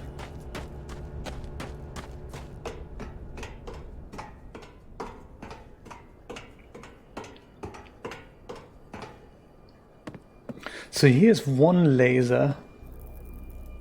Oh my god, and this is the freaking card, isn't it? Oh my goodness.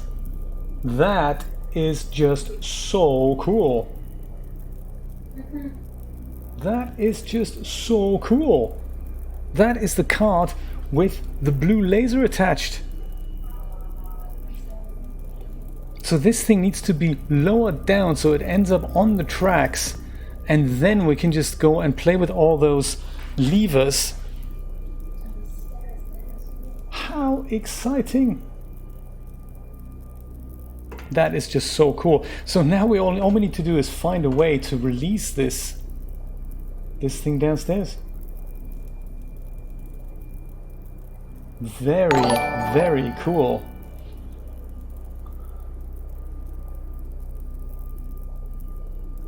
That is seriously cool.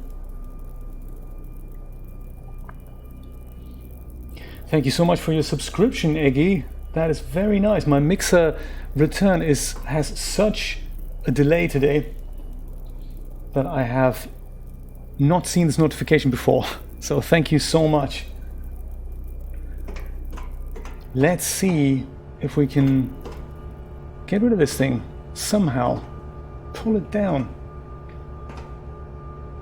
I wonder if we can walk up there. Is there anything we can do with these things? I mean, one thing I find interesting is that there's no inventory in this game. So it's not like pick up the knife from the other level or the screwdriver and then take it to this thing. It's just not like that here.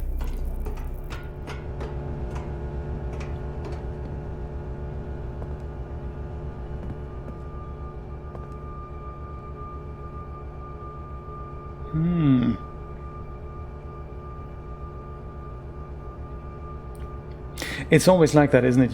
You fix one thing and then you must immediately find something else so that information you've just found makes any use.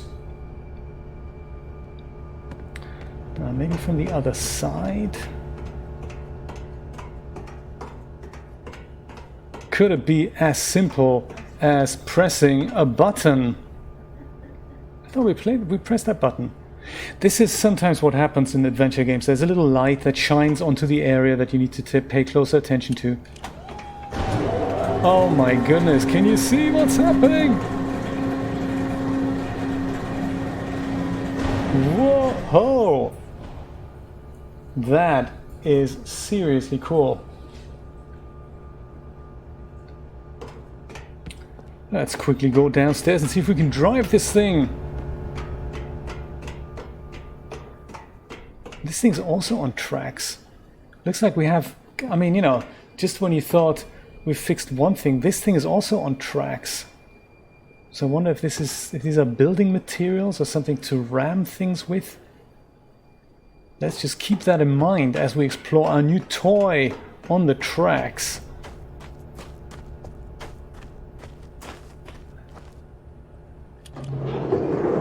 Ah, that was not such a good idea. Let's just leave that open, shall we? Good thing that blue laser thing isn't harming us in any way. Even though it does look scary. Enter! Oh, wow! Let's do that.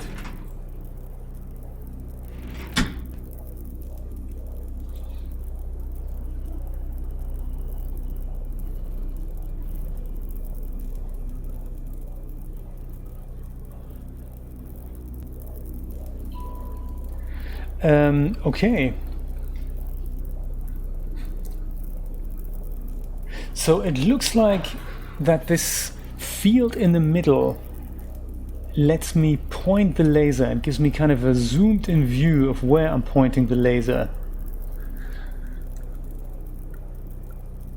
But now that I can do that, there's no way for me to move the cart. So I can sit in it and direct the laser, but I can't actually move the cart. Maybe I need to go and press another lever. Alright, okay, so I can only move the cart or point the laser. Oh my god, this is great. Ladies and gentlemen, welcome to the bumper car track. Oh my goodness. Now all those levers make perfect sense. Oh, maybe we need to take a screenshot there for you, Rod, and then see if we can put the girls into the cart somehow. Let's just see where it takes us. To the Red Rocks, Alice. Ah, there's some sample rocks that we could potentially move out of the way. Ah, no, they don't glow red. I can still see what happens if I flick that magic lever. Shall we do that?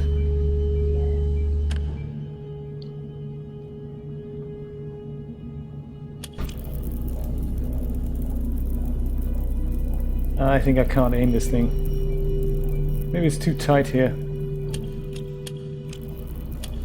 Oh, there, I can just press the button. That will switch over from... Yeah, I think so too, Patrick. Let's do that. Oh, flick that switch. It's got all the controls here. Look at that. I feel like the guy driving the tram. It's very cool. And what materials have they built this out of? This looks like almost like skin.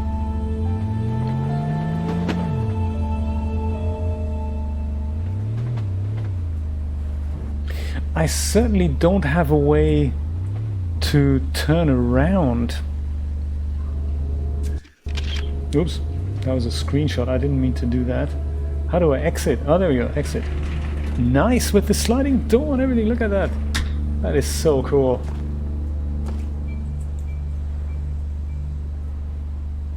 So I guess this would allow me to go onto this track here. And that would maybe get me into where I can't do anything. No red rocks here. But here. So if we focus kind of on going into this thing, I just need to make sure the thing faces the right way. It's just one puzzle after the other. That is just so cool. So I say, so here's my plan. see if you agree with me there. I'm going to go and take this puppy over to here. Then I'm going to get out of the car, flick that lever, so that lets me then go onto this track, at which point we go and see where this track gets us. And if we have to, we move into here, flick that switch so we can maybe change directions somehow, and then we can try and make it into here and see if we can blow up those rocks over here. Sounds like a plan. Let's try this out. First step, get in the car.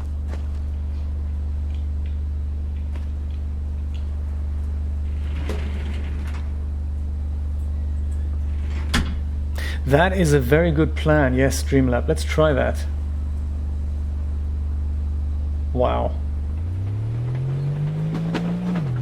Just move past this thing here. Excellent. And get out. I love this swingy little chair here. I also like that I can't actually see myself sitting on the chair. I do project a shadow.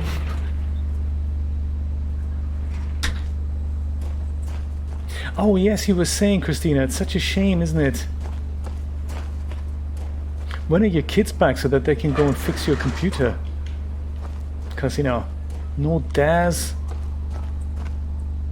no way to play this game. Blender works, right? Blender and Photoshop, they work for you. And now we go back, hopefully going into the other direction. Awesome stuff.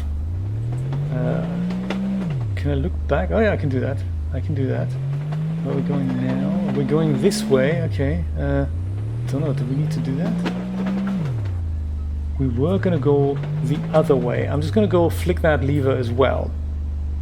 Oh, you can DAS again. That's good. So DAS no longer crashes. That is a good start.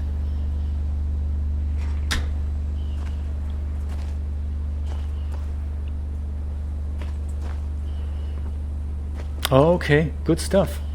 That is soon. Flick this switch, right? Yes.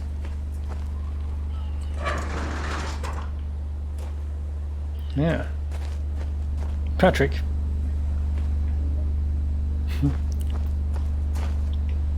The driver issue. Do you know what? I haven't even read that whole thread yet. It was a long thread.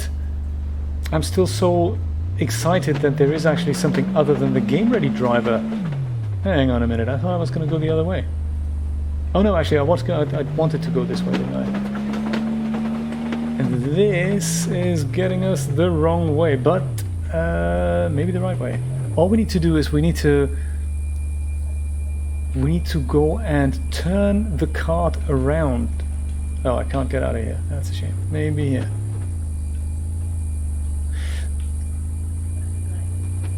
Can't get out of here? I can't get out. They won't let me out. Yeah, I can only zap the rocks. Oh no, of course I can zap. I can just go and turn the whole this thing around, can't I? Yes, can I? Yeah, but it only has such a range, so I can't. I have to literally shoot. I have to turn the cart around so that this thing kind of shoots towards the front somehow.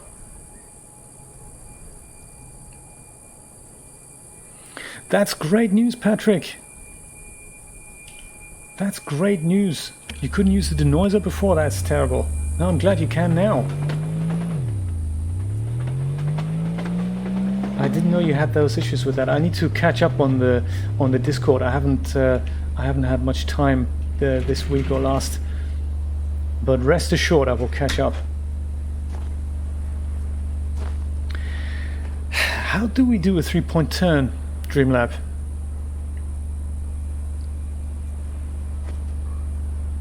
How do we do a 3-point turn?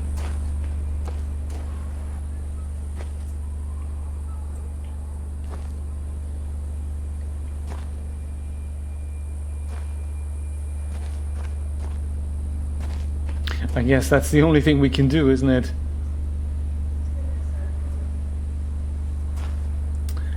Which one? This one here? No, I think that just stops here.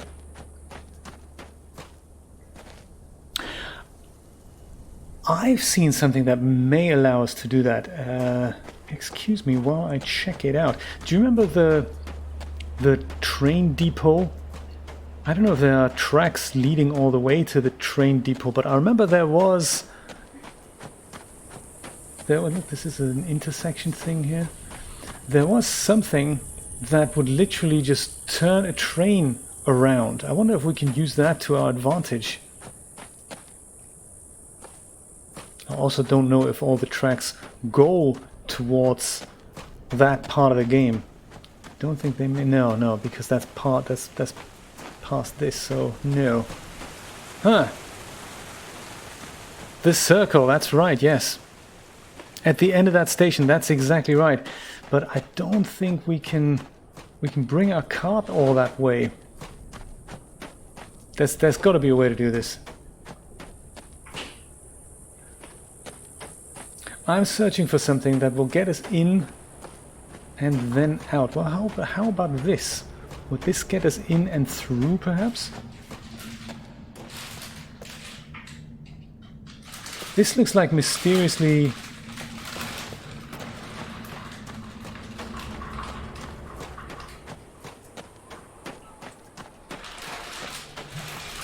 Where's our cart? Let's see if we can fire something. I'm in the mood for firing something.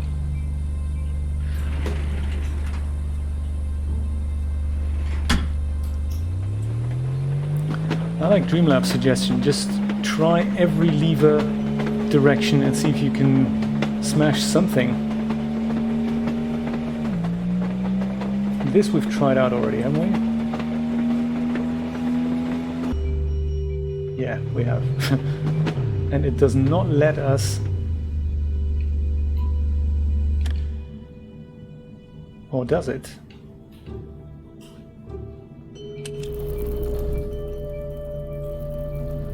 Yeah, it doesn't seem to do anything. I don't have to fire this thing, it kind of fires itself all the time.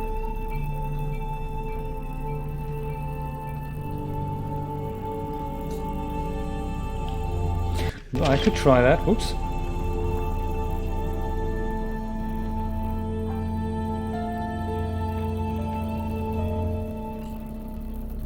I'm so glad this lever has a flashy light on it, because if it's dark and this thing isn't flashing, I wouldn't be able to change from firing mode into driving mode. There's these two modes. It's a little bit awkward to drive this thing, I have to say. So you're saying just fire at the lever, maybe that'll change the direction. Let's try it. Oh.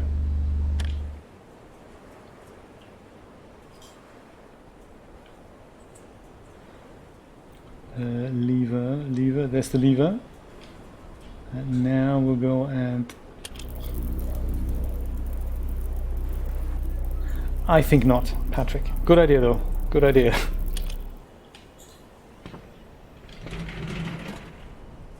Well, you gotta try these things, you know, in all these adventure games you just have to try these things and see what happens. So what happens then if we flick this lever here now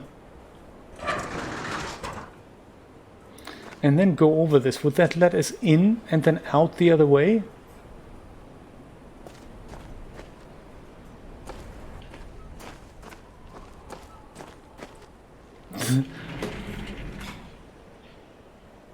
Yeah, developers don't want you to have a car that basically does everything for you. So let's try this. I'm going in here, ka-clonk, and then I'm going back, hopefully, the other way. Yes, indeed. Oops. And now I'm looking the other way. This should get us a 3-point turn going here, shouldn't it?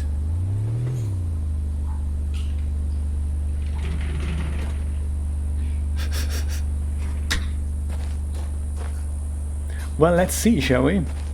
Let's try and employ the same trick here. If we go and do that.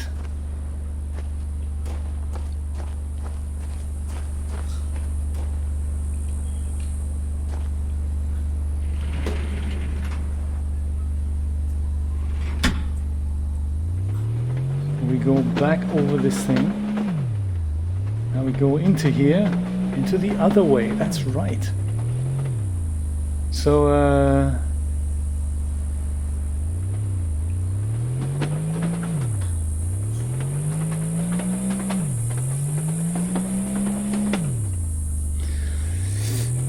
yes, so with a bit of luck, are we now facing the right way? We go into here and then into here. No, we're still not facing the right way, are we? No, I think we may do. I think we do, don't we? So then we go into here and we get out again. Yes. Okay, cool. We get out again. We flick that lever once more. It's the lever flicking show. Do you think? Totally not giving up. Totally trying.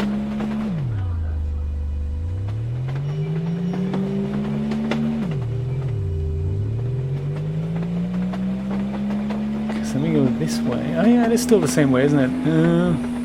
Man. Okay, that didn't work.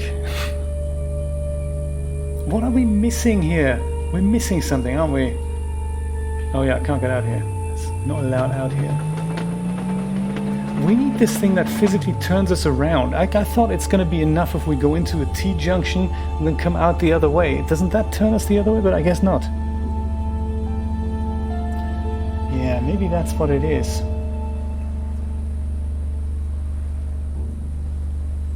Okay, well let's try just going a little bit further away with this thing. Maybe by chance we're going to happen across... Oh, this way. We happen across the magical change direction thing. So I'm going to go further into this direction, see what happens there. This is exciting. We can explore this thing in a car.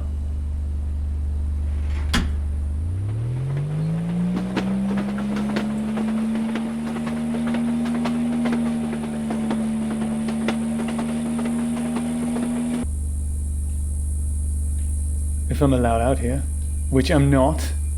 Damn. That's a shame. Oh, good. That's where I wanted to go anyway.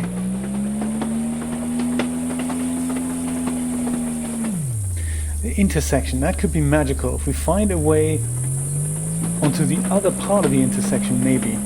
I don't know, I'm just guessing here. Do you know what there was when we went? That is true. We're trying it out. We need to find a way to point the gun the other way. I wonder, do you remember when we were up at the tree? Ah, are we going around in a circle now? No, we don't. Damn. Do you remember when we went up by that tree?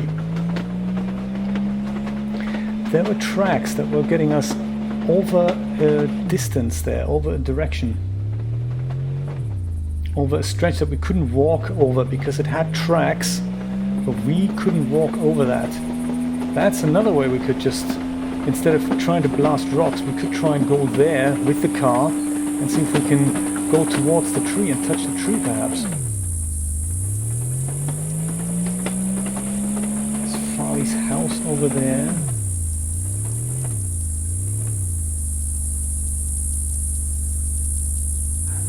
I would never do that.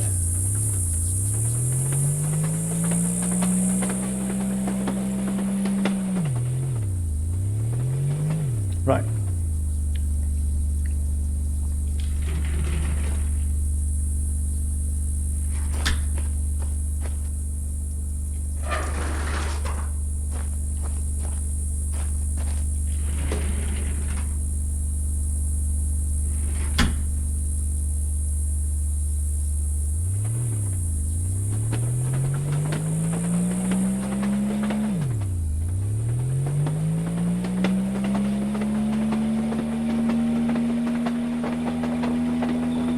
At least we're getting a nice ride through Hunrath.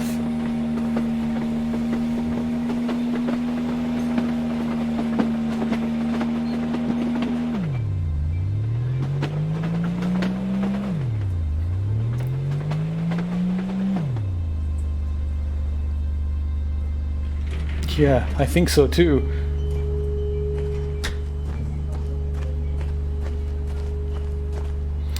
That's another clever idea, so that we don't have to maybe get that close up to the rocks, because this laser is kind of has a range, doesn't it? Julius just made a suggestion that we can perhaps smash the rocks from a distance, as long as we point the laser in the right direction. I suppose because the rocks are inside that little they're kind of recessed, is what I'm saying.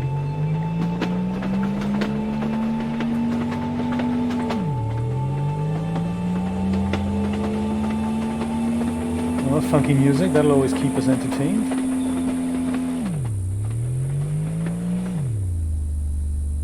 Where was that tree thing? I'm gonna get out of the car. This is too limiting. I just you know. I want to have a quick look at where we went up to this tree. Somewhere up here. There was some kind of stairs there somewhere. I think in between the houses there. Was it this maybe? I'll check that out, Christina. That's a good point. Maybe we can find more buttons that do more things. So we were higher up. That was not here. It was somewhere else. We were up somewhere that got us onto this bridge that got us to switch on this water thing here. So we were here. And I'm thinking this part here, that is something that may let the cart across, but not us. So we can't walk over this part here. And that basically gets us straight to the tree up here, or to some other interesting part. I'm trying to find a way to get back up there. Oh, that's how that was. Yes, I remember now.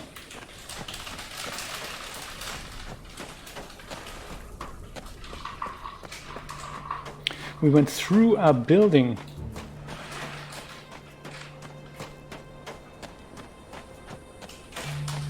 Indeed, that's where that was, Dion. I think so. I think that's where that was.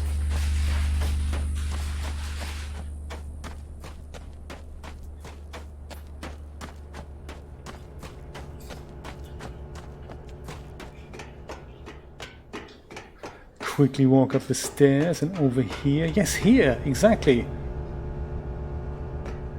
Oh, I wonder if this thing is what we need to move at one point. Yes, because we went up here.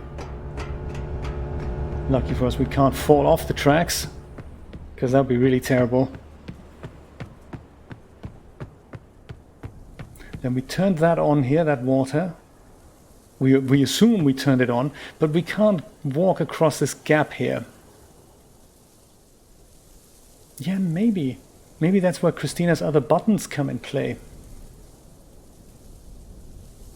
Even though, how do we get our cart back up here? That's another interesting question. I guess we could lower it down the tracks so that it went from here, where it was hovering, to the downstairs tracks down here.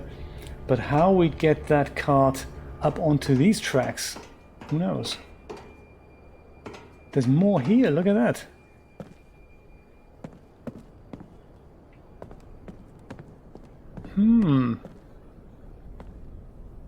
With triangular, whatever, building materials on there.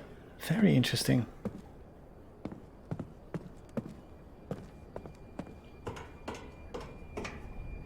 There's a crane near the tree? I didn't even see that. Oh, that crane. To lift us up here. Ah, possibly. Crane. But then to operate the crane, I guess we need to be on the other side, maybe, of this gap.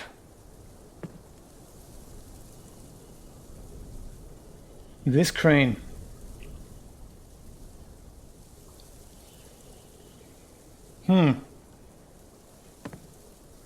Well, it's certainly mysterious down here in Hunrath.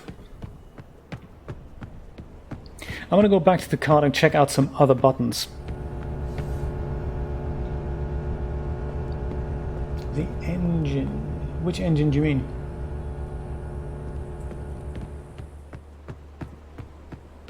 Oh, you mean the one that... There's an engine. Do you mean this thing here? I think that's just... hey, what is that?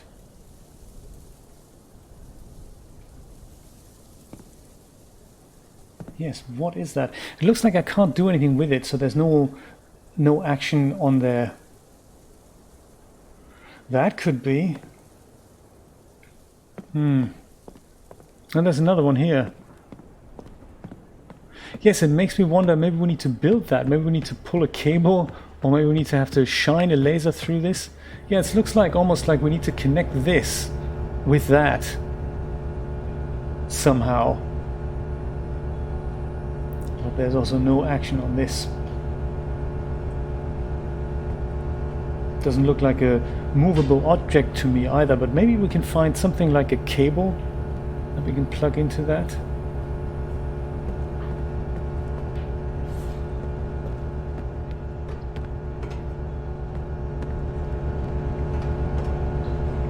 Yeah, this is the power that we've switched on, isn't it?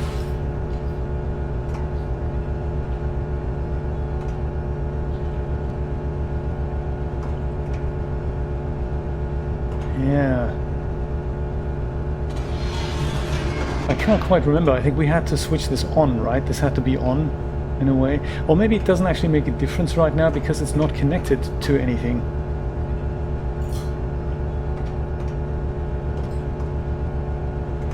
Well, something to keep in mind for next time. I'm going to have a look at that card again and see what the other buttons do there. Or if the card in fact has any other buttons. That's an interesting idea to explore.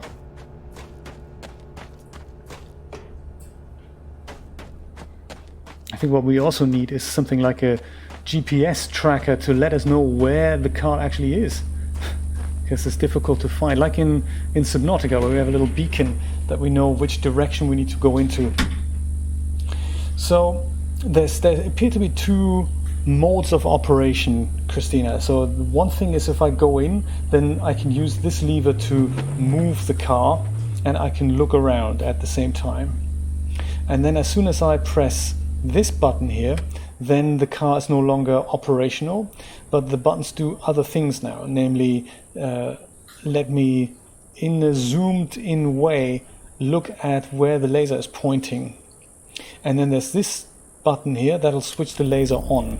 So I suppose I can switch it off, then target where I want that thing to shine, like what Julia suggested. If we can target rocks from here, if we can find a position that lets me look at the rocks through this field here, and then I can just go press the button and then ice them.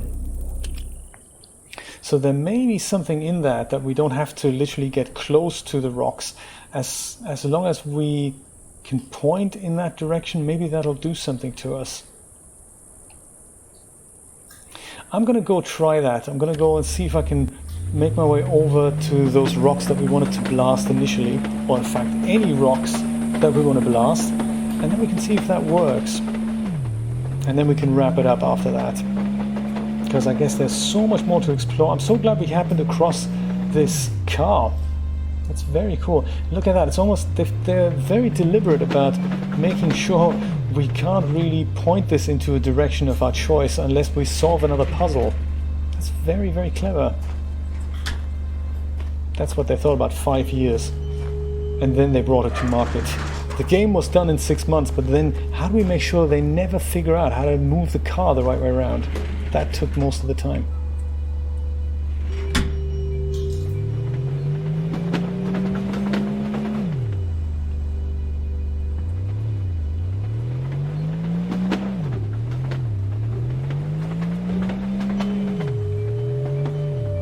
Yeah, like these here. Maybe there's a way if we go and point our cart somewhere into this direction, maybe we can at least reach those rocks.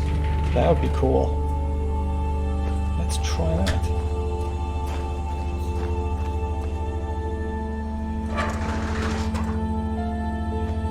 Exactly, Dreamlab. That's exactly what I'm thinking. And I think this rock over here, not this one, this one, has a pretty good chance of us reaching it. So if I go over here, then I go back, that should get us into here. and then my massive gun at least points into the general direction of those rocks over here. So now if I go and flick that lever, aim that thing at over here. Haha, those rocks, right?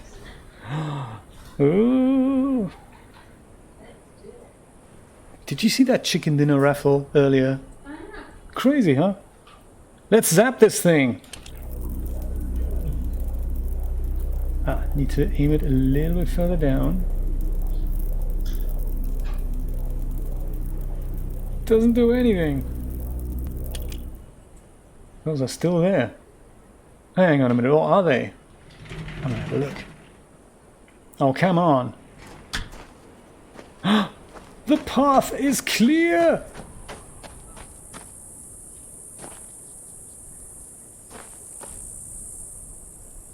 The path is clear! Awesome! This now lets us go to Farley's house. Ha ha ha! I love it! Okay, so that means I have to flick this switch here. No, I can't. It was. It looked like a broken holographic device. Yeah, we came across one of those before, I think, in that structure there.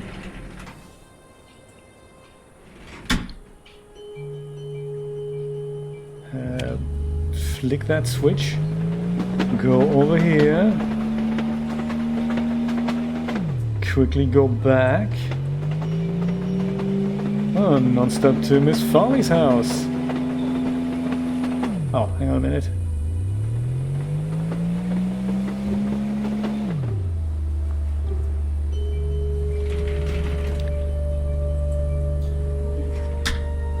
You have to watch the rerun, Rod. So we managed to target the rocks that were in here, but very interesting way of thinking about it from Julia Vasluis, my esteemed producer over here. She was saying rather than get close to the rocks, perhaps you can just target them from afar. And that's exactly what we did, and it is not the rocks that we wanted to target, but at least it's some rocks. And you know, maybe that'll get us closer to the solution. Do we actually fit through here? Just about. That would be so mean, wouldn't it? Wouldn't that be cool? I mean, there's something about this here. Look at that. It takes us straight to Miss Farley's house. Which by itself might not mean much, but if we now go back, do we go into this direction? Alright. Oh. Oh, come on! We didn't need that gun, no, but it'll be very much appreciated if you could send it over.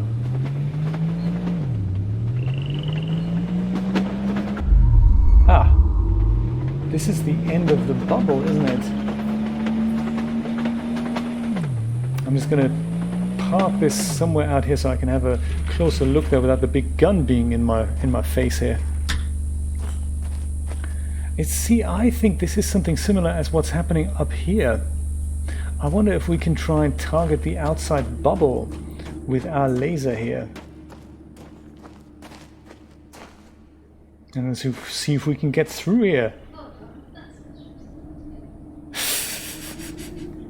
The blue balls, right? That's the connection. This is actually a direct path to Subnautica. Oh my god. Exactly right.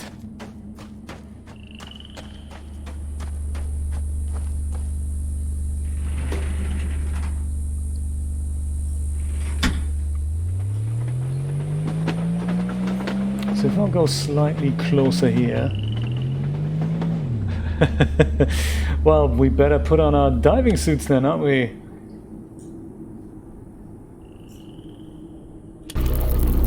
Oops.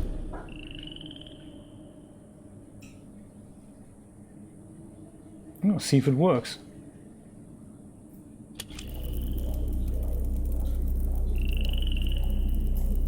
Well, we can at least draw something like a letter on the outside of the sphere here. Yeah, like help, exactly. H. Then E. This is awkward. Let's not do that. That would be terrible, wouldn't it, Patrick? That would be really bad.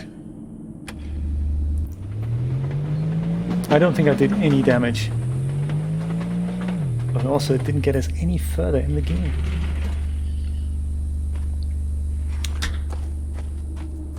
Oh, did it? No. No, there's no in there. This is kind of the outside of the alien world here, so I don't think we can go in there. It's essentially trying to do the same thing with the blue laser that this guy is trying to do with the red laser. There's just no getting out. That's right. Well, I think aside from this being a beautiful screenshot,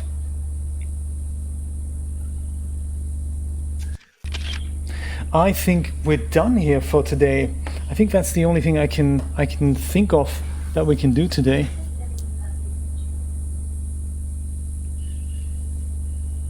I don't think it has done that. It takes us before the YouTube thing gets superimposed. I think it should do. So yes, that's all I can think of that we can do today. So I think we're gonna wrap this session up. Thank you so much for joining me. It was wonderful as always. I will see you, I guess, next Friday. I'm preparing an animation that was really difficult for me to put together. It was a fluffy, hairy, dancing person, and I've made several iterations of that. They're all rendered in Carrara. And it looks stunning. I just need to put this together. I had a nightmare getting those services like Creative Cloud and OneDrive to synchronize with one another, because it's one of those things, you know, one computer sees this folder, another computer sees that folder, and somehow nothing gets combined. So some computers weren't syncing. Absolute nightmare. Anyway, I made it happen, and I will show you the results next time. I will see you then. Take care, my friends. Bye bye. Oh, Patrick said, sorry, yes, what does it, what? Do you know, yes, I had to start that again at frame 68, so there we go, yes, it's, thank you for remembering, and thank you for also remembering that don't render 666 frames on 3 machines. I mean, that's kind of, you know, of course not gonna work. Have a good night, everyone, and I will see you next Friday. Take care, bye-bye. Just trying to find the credits here. Is it this one? I think it's this one.